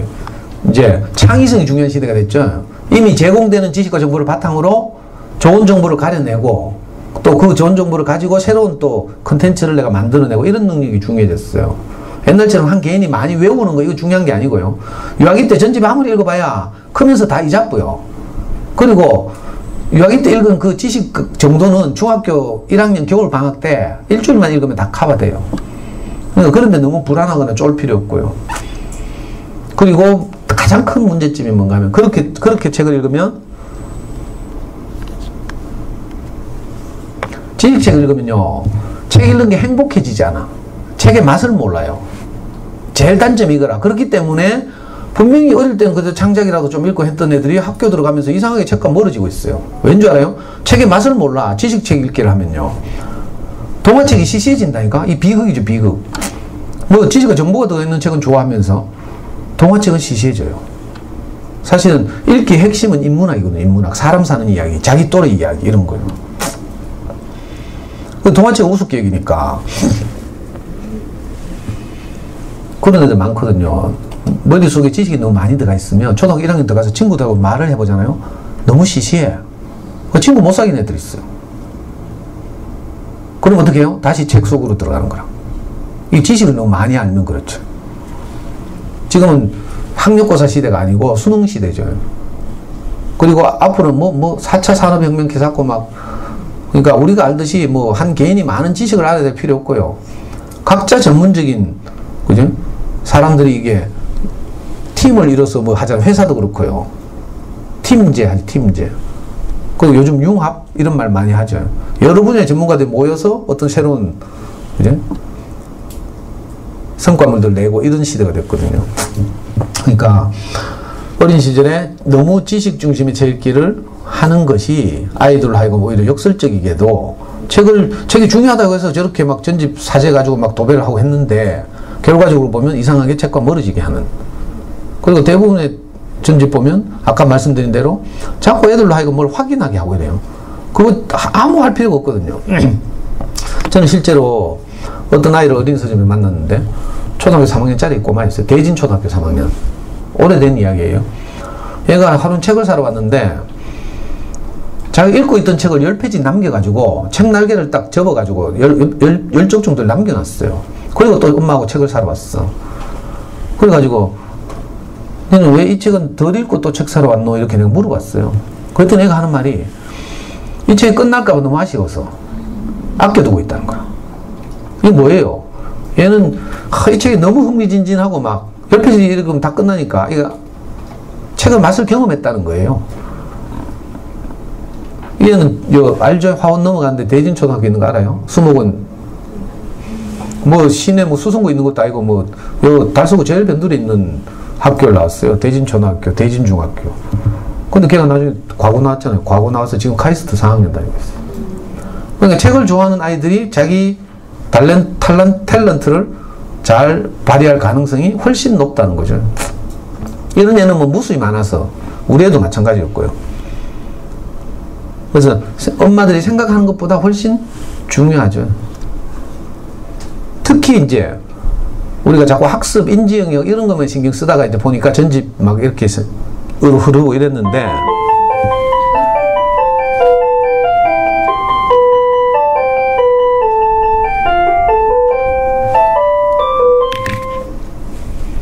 예, 동영상 안 나오네요. 사실은요, 학습 영역 때문에 우리가 이제 자꾸 그렇게 흘러갔던 거거든요. 어릴 때부터 많이 읽어줘야 되고 막 이런 생각을 하고 막 이랬는데 사실은 애들한테 더 중요한 건 내가 동영상 안 나오는데 저게 뭔가 하면요. 엄마들이 자꾸 장난감 사주고 용돈 주고 막 하죠. 애들한테 미안하니까 공부시키고 미안하니까. 근데 애들 말은 뭐예요? 사랑을 더 해달라는 거라. 아까 몬테소리 여사가 3가지를 말했다 했어요. 신체적 건강, 인지 영역의 발달, 방금처럼 뭐라 했어요? 정서적인 안정. 그러니까 사실은 아이들에게 더 중요한 게 뭔가 하면 정서적으로 아이들에게 필요한 어떤 것을 우리가 제공하는 거죠. 이게 뭔가 하면 사랑을 많이 하는 거죠. 지지와 격려. 이걸 많이 해야 되는데 너무 우리가 학습에 몰두하다 보니까 이게 잘 안 되고요. 우리가 하는 말은 또 전부 명령, 지시, 확인. 해보고 안 했으면 어떻게 해요? 비난, 질책. 이 5마디로 요약돼요. 우리 어머니들 집에서 하루 종일 하는 말을 다 요약해보면 5마디죠. 예외 있어요? 잘 없어요. 저는 해보니까 안 되더라고. 아빠는 언제까지 너를 사랑한다. 이런 말 돼요? 평소에? 그 말 하면 공부 안 하고 말 안 들을까 싶어가지고 못 하잖아. 녹음해보면 우리 다 이런 말밖에 없어요. 그럼 애들한테 정말 필요한 말은 엄마는 너를 사랑한다. 이 말인데. 왜 그 말은 안 하는 거라? 저 호수 밑바닥에 가라앉아 있어요. 저는 아이를 키우면서 정말 우리 애가 소중했거든요. 중고등학교 다닐 때는 교복 입고 학교 가는 것만 봐도 내가 막 눈물이 났어요. 내가 못 다녔으니까. 그러니까 막 그때 디카로 막 찍으려고 하면요. 애는 또 막 지워라 기사고 막 있잖아요. 막 얼굴 가리고 막. 그래서 저는 우리 애 중고등학교 때 제대로 된 사진이 하나도 없어요. 졸업식 때나 이제 지 친구들 있으니까 그냥 억지로 찍히고. 학교 다닐 때 아침에 교복 입고 나가는 애 영명고등학교 나갔는데 우리는 교복 입고 나가는 거 보고 내가 막 사진 찍으러 들이대면요. 정말 막 애는 막 아빠 마음을 모르니까. 제가 그렇게 아이가 소중하고 자랑스럽고 이랬어요. 근데 돌아오면 또 공부시켜야 되잖아. 수학의 정석 풀어야 되니까. 그 말 못하는 거라 너무 속상하죠. 그래서 차라리 저는 어떤 때는 내가 뚜껑 열린 날이 더 나았어요. 뚜껑 열려가지고 애 쥐잡듯이 잡은 날은 미안하니까 애 방에 가서 무릎 꿇고 빈다고 했죠. 빌면서 내가 하는 말은요, 사실은 네가 잘못한 게 하나도 없는데 아빠가 불안해서 그렇다. 우리 아들 사랑해 하고, 아빠는 지금 목사님 말씀 듣고 열심히 인간 돼가고 있으니까 조금만 더 기다려줘 하고. 이 중증 충동 조절 장애 증세가 일어난 날 이상하게 내 진심을 이야기할 수 있다. 평소에는 안 되더라고요. 너무 슬프죠. 근데 참 고맙게도 저는 전집을 만난 게 아니라 좋은 의리책을 만나서 좋은 의리책을 읽어주다 보니까 이 병적인 이 사이코도 책 읽을 때는 이게 괜찮은 거라. 왜? 책의 내용이 너무 따뜻하고 막 감동적이고 이러니까. 그죠? 저는 우리 아이하고 책 읽다 많이 울었어요. 일본에서 나온 유명한 동화 우동 한 그릇이라고 있어요. 그거 읽다가 막 애하고 막 소파에서 같이 읽다가 막 둘이 막, 그리고 또 브라질의 성장소설 나의 라임 오렌지 나무 있죠. 이거 이제 성장소설이라서 우리가 어려서 못 읽어요. 그래서 제가 제일 좋아하는 만화가 이희재라고 있는데, 이분은 사실주의 만화거든요. 그래서 있는 그대로 나의 라임 오렌지 나무를 만화로 그렸어. 지금은 절판됐는데 그거 완전 소장용이에요. 그걸 같이 읽는데 얼마나 슬픈지 막, 그 꼬마 제재 있잖아요. 제재가 너무 외롭고 이래가지고 자기 뒷마당에 있는 나무, 라임 오렌지 나무 민기뉴하고 막 대화한다니까. 그러다가 자기 인생의 멘토 포르투갈 아저씨를 만나가지고 위로를 받고 이러죠. 근데 그 포르투갈 아저씨가 마지막에 기차 교통사고 죽잖아요. 그거 이러면서 막 애하고 막 둘이 얼마나 울었는지 몰라요. 지금도 그 책 읽으면 울죠. 우리 와이프가 갑자기 설거지 하다가 둘이 소파에서 울고 있으니까 또 둘이 싸웠나 싶어가지고 뛰어와가지고 내 혼내려고 와서 보니까 그게 아니고 책 읽다가 둘이 울거든. 그러니까 자기 남편하고 저 성질 들은 남편하고 애하고 책 읽다 우니까 거기 감동받아 자기도 같이 울고 막. 이런 장면 참 많았어요. 저는 아버지가 30대 후반에 돌아가셨기 때문에 저도 이제 내가 30을 넘 40까지 살겠나 이런 생각을 늘 했어요. 그래가지고 내가 40 되기 전에 우리 애한테 책 많이 읽어줘야지 생각하고 아빠의 죽음에 관한 책 많이 읽어줬어요. 아빠 죽고 나면 잘 버티라고. 여러분들도 가끔 그럴 때 있죠. 뭐 어디 뭐 혹이 있다 하거나 뭐 이렇게 하면 막 검사 받으러 가기 전에 막 애 끌안고 유언하듯이 막. 근데 좋은 의책을 만나면요, 내가 우리 부모가 하지 못하는 그것을 그렇게 하고 싶지만 하지 못하는 그것을 좋은 의책이 우리로 하게 한다니까요. 얼마나 고마운지 몰라요. 대표적으로 엄마가 화났다 이런 그림책이 있어요. 최숙희라고 유명한 작가인데 이 책 읽어보면요, 이 주인공 꼬마가 1학년쯤 됐나봐. 여자아이인데 엄마가 바쁘다고 혼자 들어가서 목욕하라 했어. 그랬더니 애가 목욕탕에 들어가서 혼자 목욕하는 거랑. 근데 목욕하는데 1학년이니까 뭐 이거 뭐야 뭐라 합니까 그 거품 나오는 거 그거 물비누? 그거 그래 바디 뭐? 어렵네. 바디 워시? 하여튼 그게 조절이 안 되잖아요. 그래 막 했는데 막 온 목욕탕이 막 거품으로 도배가 됐어요.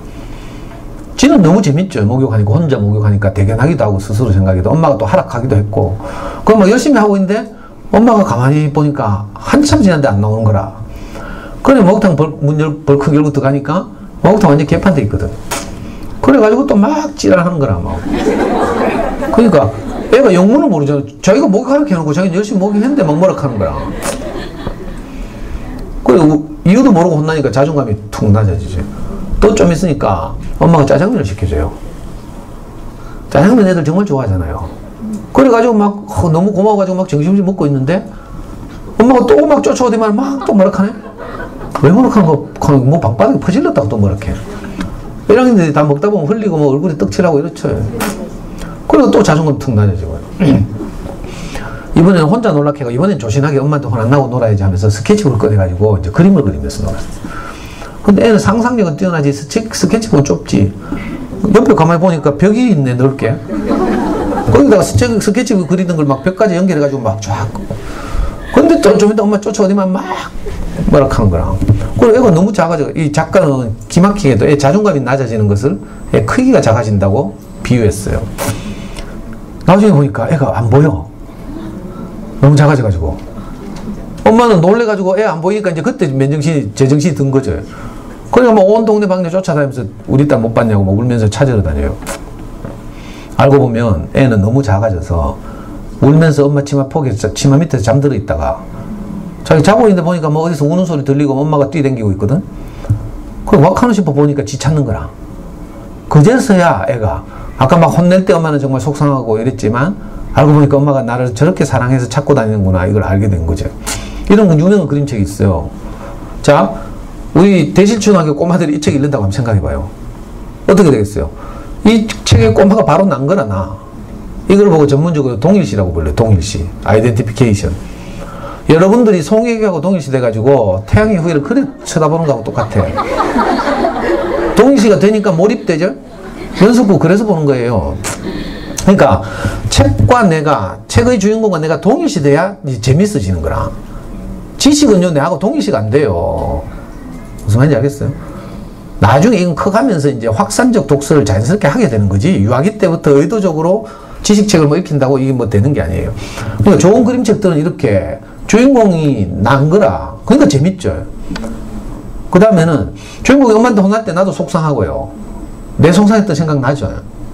또 마지막에 주인공이 엄마한테 막 사랑받고 화해하고 울고불고 할 때는 나도 위로를 받죠. 이게 뭐예요? 카타르시스. 이거 우리말로 보니까 자기정화. 내면이 깨끗해지는 거죠. 치유되는 과정이에요. 그러니까 어떤 꼬마가 이 책을 읽는다고 생각해봐요. 이 책이 주인공과 내가 같이 호흡하고 이러면서 그죠? 내 속상한 것도 이제 거기 이렇게 씻겨 내려가는 거죠. 그 다음에 책을 딱 덮으면서 마지막으로 통찰, 인사이트니스라고 저기 뭘 깨닫는 거라. 우리가 막 깨닫게 막 하지 않아도 애들이 저절로 알아서 깨달아요. 뭘 깨닫겠어요? 두 가지지. 하나는 야 뭐 다 이래서 안 해. 이것도 아주 중요하다니까. 뭐 농담 같은 이야기지만 내만 이렇다 이렇게 생각하면 진짜 절망이죠.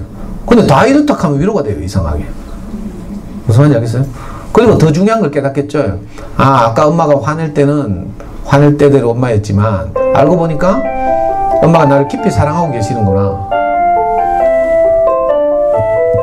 자, 이걸 깨닫는 거죠. 그러니까 좋은 어린이집을 만나면 저절로 애들이 깨달아요.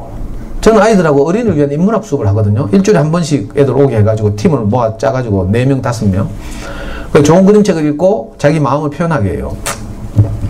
어제도 저 멀리 저 동구에 있는 율금초등학교 엄마들이 제가 율금초등학교에서 새 연속 가서 강의를 해가지고 엄마들이 저를 신뢰해서 이제 제 강의를 들으러도 많이 우리 연구소에 오고 매주 금요일마다 제가 엄마들 대상 강의하거든요.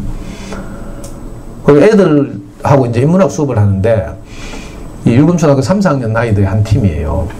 어제는 어떤 그림책 가지고 했는가 하면 우리 엄마 팔아요라는 그림책이 있어요. 엄마가 너무 마음에 안 들어가지고 애가 그래 엄마 팔러 가가지고 뭐 어떻게 뭐 우여곡절을 겪고 뭐 이러는 거라. 그래 엄마 바꿨어. 엄마 교환해가지고 다른 엄마로 교환했는데 다른 엄마가 이전 엄마보다 더 마음에 안 드는 거라. 그래 다시 원래 엄마 찾으러 간다 이런 이야기예요. 자, 이런 이야기를 애들한테 읽게 하고 제가 A4를 한 장씩 나눠주고 자, 엄마를 교환하고 싶은 사람은 교환 신청서를 작성하고 교환은까지는 너무하다고 생각하고 AS를 받고 싶은 엄마들은 AS 신청서를 작성해라 이렇게 말했어요. 그랬더니 5놈 중에 2명은 AS를 하겠다는 거라. 교환은 너무하고 나머지 3명은 막 진지하게 한 10분을 고민하더라고. 어떻게 해야 되지 하면서 그리고 영원히 이제 그러면 엄마 바뀌는 거예요? 이렇게 자꾸 뭐 3명 애들이 쫄아가지고 그 가더니 얘들은 결국 어떻게 생각했는가 하면 그냥 쓸래요 하면서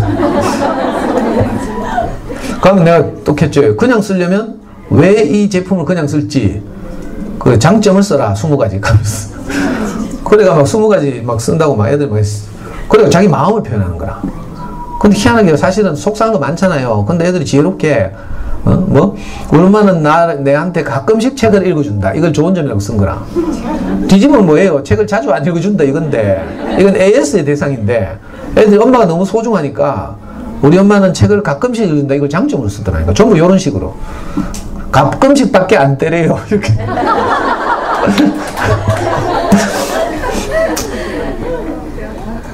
애들이 너무 막 진지하게 선생님 그럼 이거 뭐 엄마 바뀌면 언제까지 사용하는 거예요? 뭐 이렇게 자꾸 정말 쫄아가 진지하게 고민하더라고.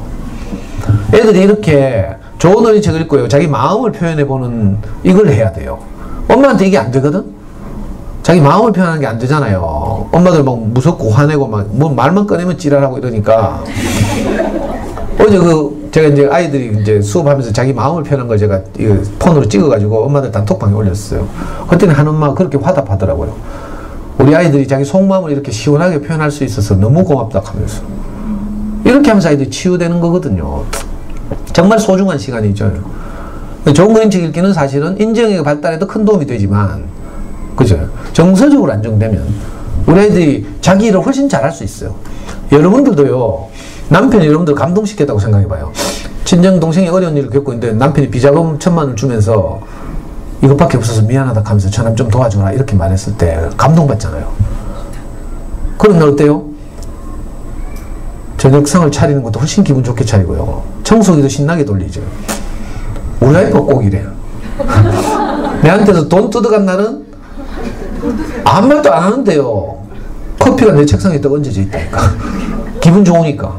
아이들도 마찬가지예요. 지지와 격려를 받고 엄마가 자기 마음을 알아주고 이러면요. 기분이 좋아서 하루 일과도 잘 해내는 거죠. 근데 이 마음이 꿀꿀하면 어떻게 해요? 질질질 끄는 거라 학습점 몇 쪽 되지도 않은 것도 질질질 끌어요. 잘 때까지 끝나니까. 놀다 와서 하면 안 돼. 친구들 지금 놀고 있는데 계산하면서 막. 그러니까 마음을 사는 게 훨씬 중요하고요. 실제로 제가 4월달에 중앙초등학교 가서 강의를 했는데 이 중앙초등학교 엄마들도 여기처럼 많이 왔어요. 메트로 팔릴 있는 곳인데. 그래서 어떤 엄마가 강의 끝나자마자 학교 도시에 뛰어가가지고 선생님 말한 책을 2권 빌렸대. 그 중에 하나가 엄마는 화났대. 애 오자마자 읽어줬대. 읽어주고 무슨 말을 해야 되는데 뭐 할 말이 생각이 안 나더래. 그래가지고 할 수 없이 제가 한 말 그대로 했대요. 제가 우리 아들한테 제일 자주 하는 말이 있거든요. 아빠는 어떤 경우에도 너를 사랑한다. 네가 어떤 길을 가더라도 엄마는 아빠는 너를 응원하고 지지할 것이다. 이렇게 말하거든요. 엄마가 그대로 말했대. 그랬더니 이 2학년짜리 애가 막 통곡을 하면서 울더래요. 그래가지고 엄마가 놀래가지고 내가 평소에 이래 잘못했나 싶어가지고 막 쫄아가. 겨우 물어봤더니 애가 하는 말이 그게 아니고 오늘따라 처음으로 엄마 진심이 느껴진다 하더라. 그러니까 애가 감동받아가지고 엄마가 나를 사랑하는 진심이 느껴진다 하면서. 이 작업을 해야 돼. 이 작업을. 자녀교에서 제일 중요한 게 이거예요. 사실은. 우리가 아이들하고 행복하게 사랑하면서 사는 게 사실 원래 사는 목표예요. 근데 어떻게 행복할지 모르니까 공부라도 잘하면 행복해질까? 좋은 대학 가면 행복해질까? 좋은 직장 가지면 행복해질까? 이렇게 하는 거죠. 근데 사실은요, 행복은 그냥 조건이나 환경이 바뀐다고 행복한 게 아니에요. 최소한의 물론 먹고 살 수는 있어야 되지만 조건의 환경이 바뀐다고요. 금방 적응해요. 제가 우리 와이프 결혼해가지고 처음에 냉장고가 요만한 거 있었어요. 250리터짜리인가? 근데 우리 와이프 계속 냉장고 좁다고 하더라고. 작다고. 그래서 그 다음에는 키 큰 거 샀어요. 뭐 500리터짜리인가? 요만한 거 있을 때나 키 큰 거 있을 때나 내 먹을 반찬 없기는 똑같았어요. 우리 달랑 3식구 샀는데. 근데 또 찌랄하지만은 뭐 지펠 냉장고를 사자는 거라. 그래서 지펠을 샀어요. 난 지펠이 독일제인 줄 알았다니까. 그래가지고 지펠이 뭐 이상하게 뭐 냉동실에 고장이 나가지고 잠수내는 물어봤잖아요. 잠수내 활동 열심히 했으니까. 저하고 친한 엄마들 많아가지고 이거 지펠 고장 났다는데 이거 뭐 독일 제품이 AS가 있어요? 하니까 그 댓글 쭉 달리는데 지펠은 삼성 건데요. 그 지펠을 샀어요. 양문형 냉장고. 근데요, 이쪽에 왼쪽 거 문 열면요, 뭐 후두두둑 떨어져요. 뭐 다 얼어 있고 있잖아요. 뭐 먹을 거 하나도 없어. 이쪽을 열면요, 저는 진짜 우리 아빠는 일찍 출근하기 때문에 내가 항상 늦게 이제 내 혼자 밥 먹으려고 뭐 열잖아요. 수색해야 돼, 수색. 내 먹을 거 있는 거 싶어. 근데요, 아무 뚜껑이나 열면 거기 곰팡이 피어 있다니까. 근데 겁이 나서 못 열잖아. 왜? 곰팡이하고 구더기 봐봐요. 밥만 나는가. 근데도 우리 와이프가 그 다음에 또 찌랄하면서 김치 냉장고가 필요하대. 우리 3식구라 했죠. 애 하나고. 그래가지고 김치 샀잖아요. 김치. 자, 이제 냉장고 몇 개 됐죠? 3개 됐죠. 지금 저는 상인화성 파크 드림 살아요. 상인동에. 거기 이제 새로 입주하니까 빌트인 냉장고 LG 김치통이 있더라고. 애는 서울 가고 없고 우리 애 2식구 사는데 냉장고 4개 있어요. 그런데도 만족이 없다니까. 지금도 여전히 냉장고 문 열면 내 먹을 건 없어요. 이게 똑같다니까. 환경과 조건이 나를 행복하게 하는 게 아니란 말이에요. 거기 금방 적응한다니까. 여러분들 아파트 마련하면 기쁘죠. 물론 기쁘긴 해요. 며칠 안 가.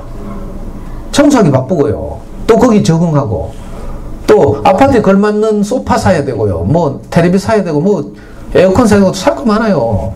그게 아니고 행복은 어디서 오는가 하면 소중한 사람들과의 관계에서 발생하는 거예요. 내가 아이를 오늘 아까 말한 것처럼 마음을 다해서 책을 읽어주고 엄마는 너를 사랑한다고 이러면요, 거기서 갑자기 행복이 뭉클뭉클 발생해요.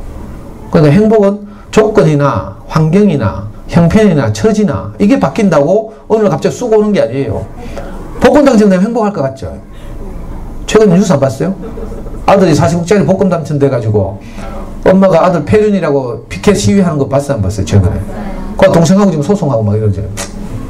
실제로 미국의 유명한 일리노이 대학이라고 우리나라 전 세계적으로 심리학의 아주 메카 같은 곳이에요. 일리노이 대학에서 복권 당첨자들의 1년 후를 추적했잖아요.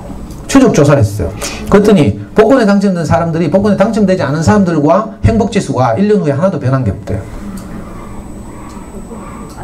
그런 소리 많이 듣는데 복권 당첨되면요, 주변에서 돈 두드러 많이 온다니까. 그래서 굉장히 불편해서 고향 떠나는 사람도 있고요. 좀 이야기가 엉뚱한 데서 했는데, 우리 아이들하고는 어떻게 해야 돼요? 공부를 잘해서 행복한 게 아니라니까? 내가 아이를 소중하게 생각하고 사랑하고요, 아이가 엄마의 사랑을 느끼고 고마워하고 이러면요, 거기서 막 행복이 뭉클뭉클 발생해요.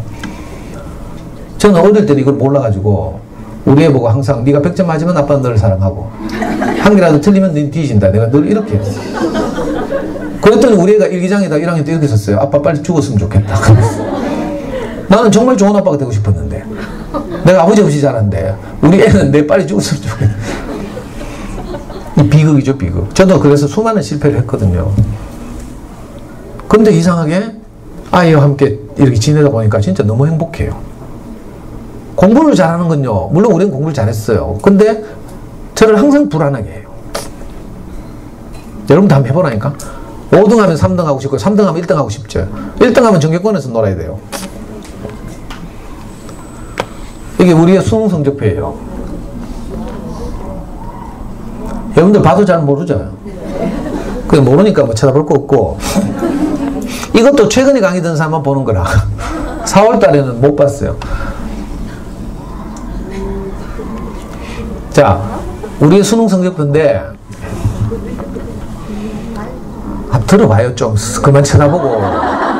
제가 지금 강의하는 모든 자료는요, 좀 있으면 책 소개 많이 하는데 시간이 없어서 할지 모르겠는데, 여러분들이 너무 잘 들어주고 이렇게 호흡이 잘 되고 해서 제가 신나서 막 엉뚱한 얘기 너무 많이 하느라고 책 소개 다 지금 못하고 갈 것 같은데, 혹시 그러면 우리 다음 카페 대구 부모교육연구소 들어오시면 제 요 강의 자료 그대로 올라가 있고요. 제 지난 10년 동안의 모든 강의가 동영상과 mp3로 다 녹음돼서 올라가 있어요.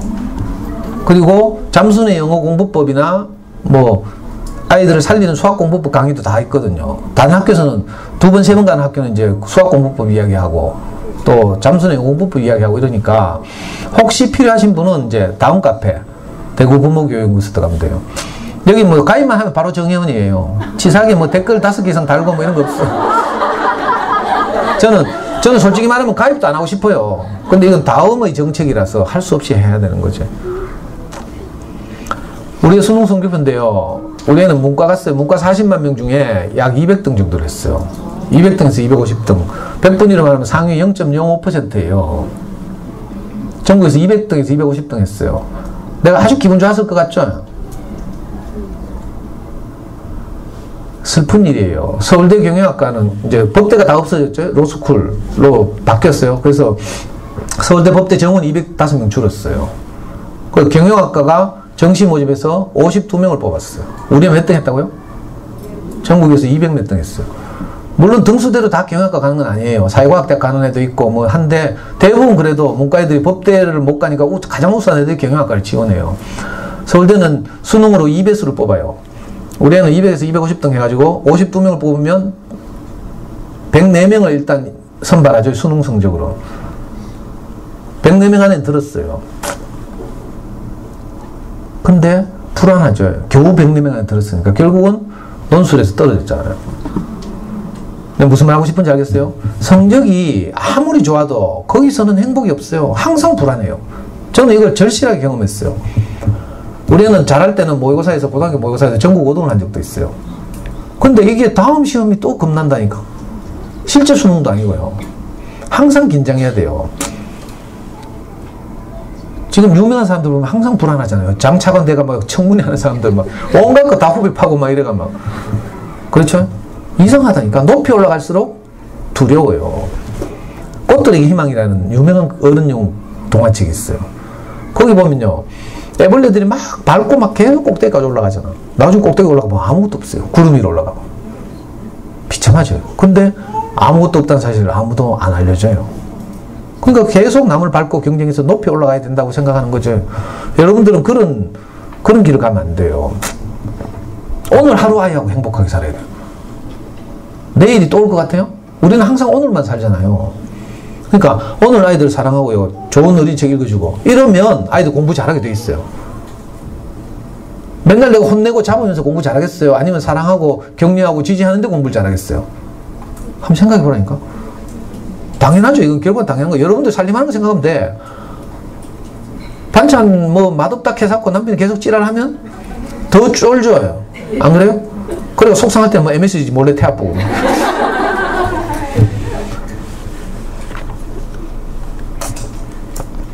그건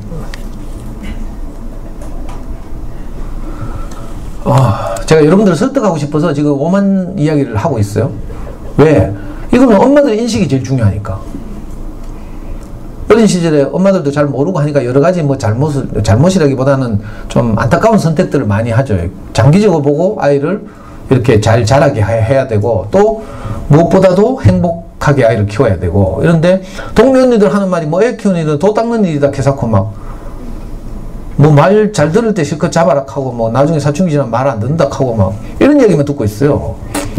그게 아니에요. 지금 당장 무슨 인생이 승부가 날 것처럼 막 옆집하고 비교해 가면서 경쟁하면서 100m 달리기 하듯이 이렇게 하면 큰일 나요.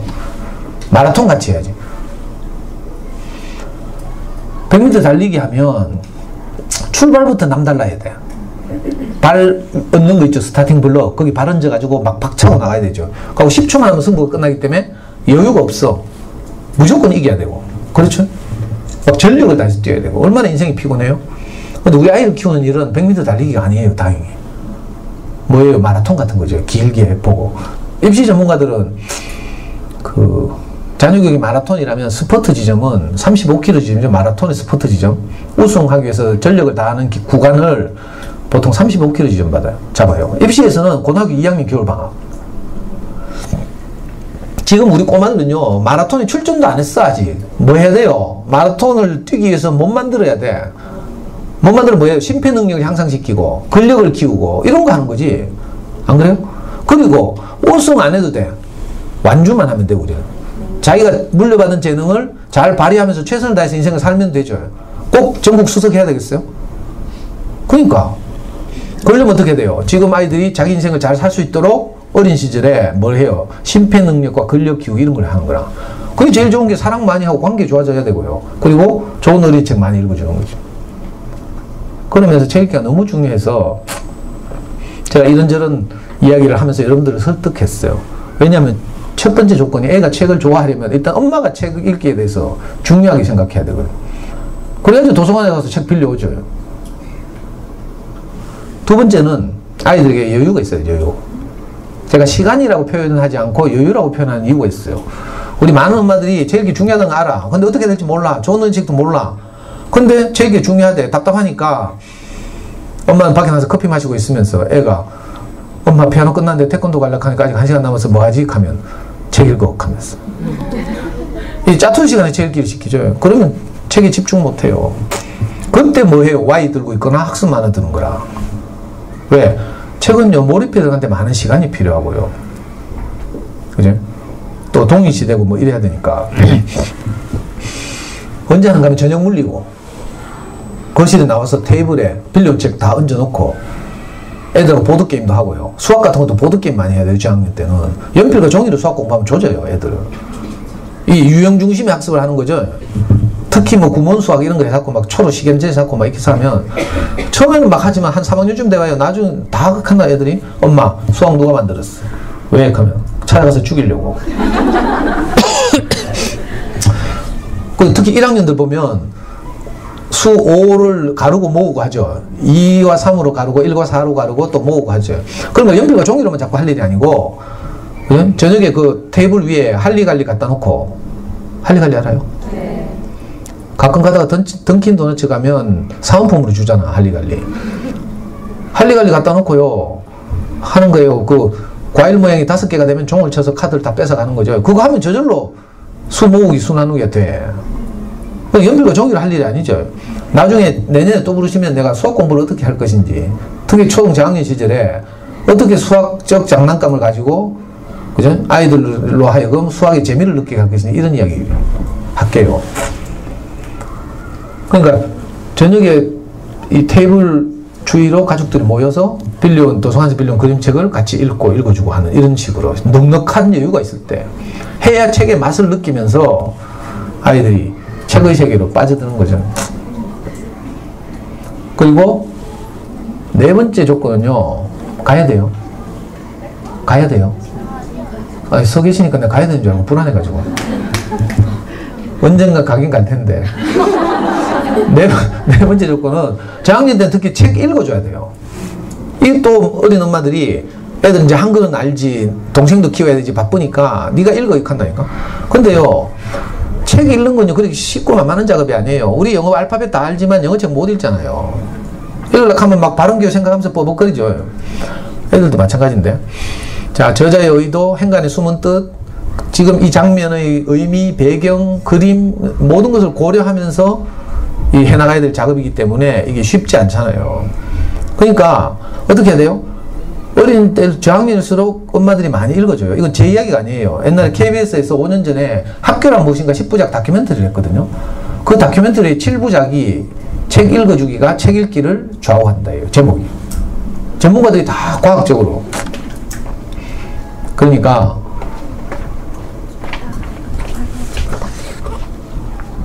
예. 강의 끝나고 나가지 말고 학교 측 민원 관계로 연수 잠깐 말씀드릴 게 있대요, 선생님이. 그래서 가지 말고 있으래요. 자, 그러니까 어릴 때 책을 많이 읽어주는 게 좋아요. 그리고 읽어주는 이야기를 많이 들은 아이들이 선생님 말을 많이 이해해요. 어른들의 말을 많이 들으니까. 무슨 말인지 알겠죠? 그럼 언제까지 읽어줘요? 하잖아요. 애가 엄마가 읽어주는 게 느려 터져가지고 지가 눈으로 읽는 게 훨씬 빠른 시대가 와요. 그럼 뭐 애들이 뺏어간다니까? 이걸 보고 소위 읽기 독립이라고 말하는 거라. 읽기 자립. 그리고 읽어줄 때 목 아프고 이렇잖아요. 그러니까 그림책 읽어주면 돼. 뭐 사치스럽게 막 글밥 많은 책 찾지 말고요. 이거 잠수내서는 이걸 보고 지평선 읽기라고 불러요. 아주 수준 낮은 걸 계속 꾸준히 읽다 보면 저절로 레벨업이 돼요. 그냥 그림책을 부담 없이 읽어줘요. 저는 지금 우리 고학년들하고 인문학 수업할 때도 그림책 가지고 해요. 차별, 소외, 인권 이런 것도요. 좋은 그림책도 진짜 많거든요. 시간이 없어서 더 마지막 조건이 뭔가 하면 좋은 어린이책을 이제 찾는 거죠. 자, 아주 쉬워요. 어이구. 자, 좋은 어린이책은 다른 강의를 들어보시면 많이 소개되어 있고요. 그리고 어차피 시간이 부족하니까 한 권 소개는 제가 매주 금요일마다 우리 연구소에서 공개 강의를 해요. 그림책 엄마들한테 한 권씩 읽어주고 거기서 무엇을 건져 올려서 우리 아이들과 소통할 것인가 하는 공개 강의를 하거든요. 그게 전부 촬영돼 가지고 우리 카페에 올라가 있으니까 참고하시면 좋겠고요. 마지막으로 설득하기 위해서 자랑 반 설득 반. 우리 애가 2년 전에 25살 때 이야기예요. 25 여름방학 때 제가 일요일날 교회 가서 목사님 말씀 듣고 있는데 카톡이 왔어요. 아빠, 제가 왜 하니까 시험이 와 이래 쉽노? 이렇게 한 거야. 무슨 시험? 하니까 로스쿨 입문시험 이렇게 하는 거예요. 그리고 뭐? 하니까 로스쿨 입문시험 하는 거야. 니 웬일이고? 얘는 절대 로스쿨 안 갈래거든요. 그러고 나서 시험이 쉽다 하니까 제가 피식 웃으면서 빈정거려서 내가 그럴 줄 알았다 하면서 시험 쉽다는 놈 치고 70점 넘는 놈이 없거든요. 여러분들 1, 2, 3학년이죠. 좀 이따 기말고사 치고 와서 시험 쉽다 하거든. 절대 기대하면 안 돼요. 이거 애들이 뭐 똥인지 된장인지 뭐 말귀를 못 알아들어가지고 난이도도 몰라. 그러니까 막 체크하고 와서 십닥 한다니까. 진짜 어렵다 하는 애들 보면 똑똑한 애들이라 한 문제 아슬아슬 해가지고 막 교과서 찾아서 확인하고 이러면 우리가 로스쿨 인문시험 치고 왔는데 시험이 십닥 한 거라. 그래서 제가 미친놈 생각 안 하겠어요. 그래서 애가 열받아가지고 한 달 후에 인증샷 보낸 거 이거. 로스쿨 인문시험은요 딱 두 과목 쳐요.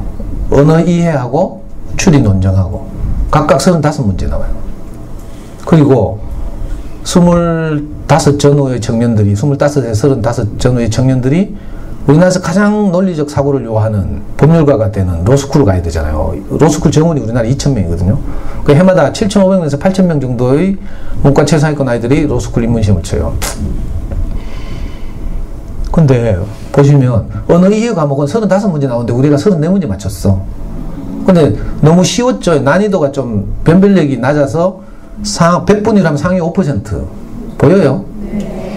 추리 논증은 35문제 중에 우리가 29문제를 맞췄는데 100분이는 어때요? 1.8% 상위 1.8%예요. 잘했죠? 저 정도면 한 150등? 서울대 로스쿨 정원이 160명이에요. 연세대 고려대가 각각 120명씩.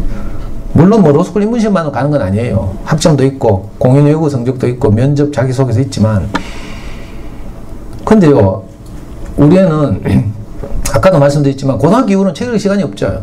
대학 들어가고 나서는 1학년 때는 해방감독께서 논이라고 그리고 1학년 지나고 나서는 군대 2년 갔다 왔어요. 군대 갔다 와서 전역해가지고 복학했다가 금방 해외 교환학생 1년 나갔다 왔어요. 그리고 25이 됐어요. 그러니까 커서는 책을 못 읽은 거죠. 근데 저기 보면 과목 자체가 언어 이해와 추리 논증이잖아요. 논리적 사고와 언어 능력을 측정하는 가장 논리적인 법률가를 양성하는 시험이니까 언제까지? 우리 애는 어릴 때부터 4살 때부터 중학교 3학년 때까지 좋은 의지를 꾸준히 읽었잖아요. 그 애가 성적표를 인증해서 보내면서 처음으로 저를 인정하더라고. 그 전까지는 지가 잘나서 공부 잘했다고 생각한 거야. 근데 이 성적표를 보내면서 저한테 이렇게 해요. 아빠, 어릴 때 아빠한테 끌려다닌 것이 이렇게 위력이 있을 줄 몰랐다. 저도 자신감 없어가지고 책을 읽은 적이 없으니까 이제 커서는. 근데 막상 해보니까 지도 깜짝 놀란 성적이 나왔거든요. 그래서 제가 여러분들한테 드리고 싶은 말씀은 그거예요. 어린 시절에 좋은 어린이책 읽기는 단지 기말고사 국어시험 하나 더 맞는 이런 수준인 문제가 아니고 전 과목에 영향을 미쳐요. 고학년들 수학 공부 시켜보면요. 문제가 무슨 말인지를 이해를 못해가 못 푼다니까.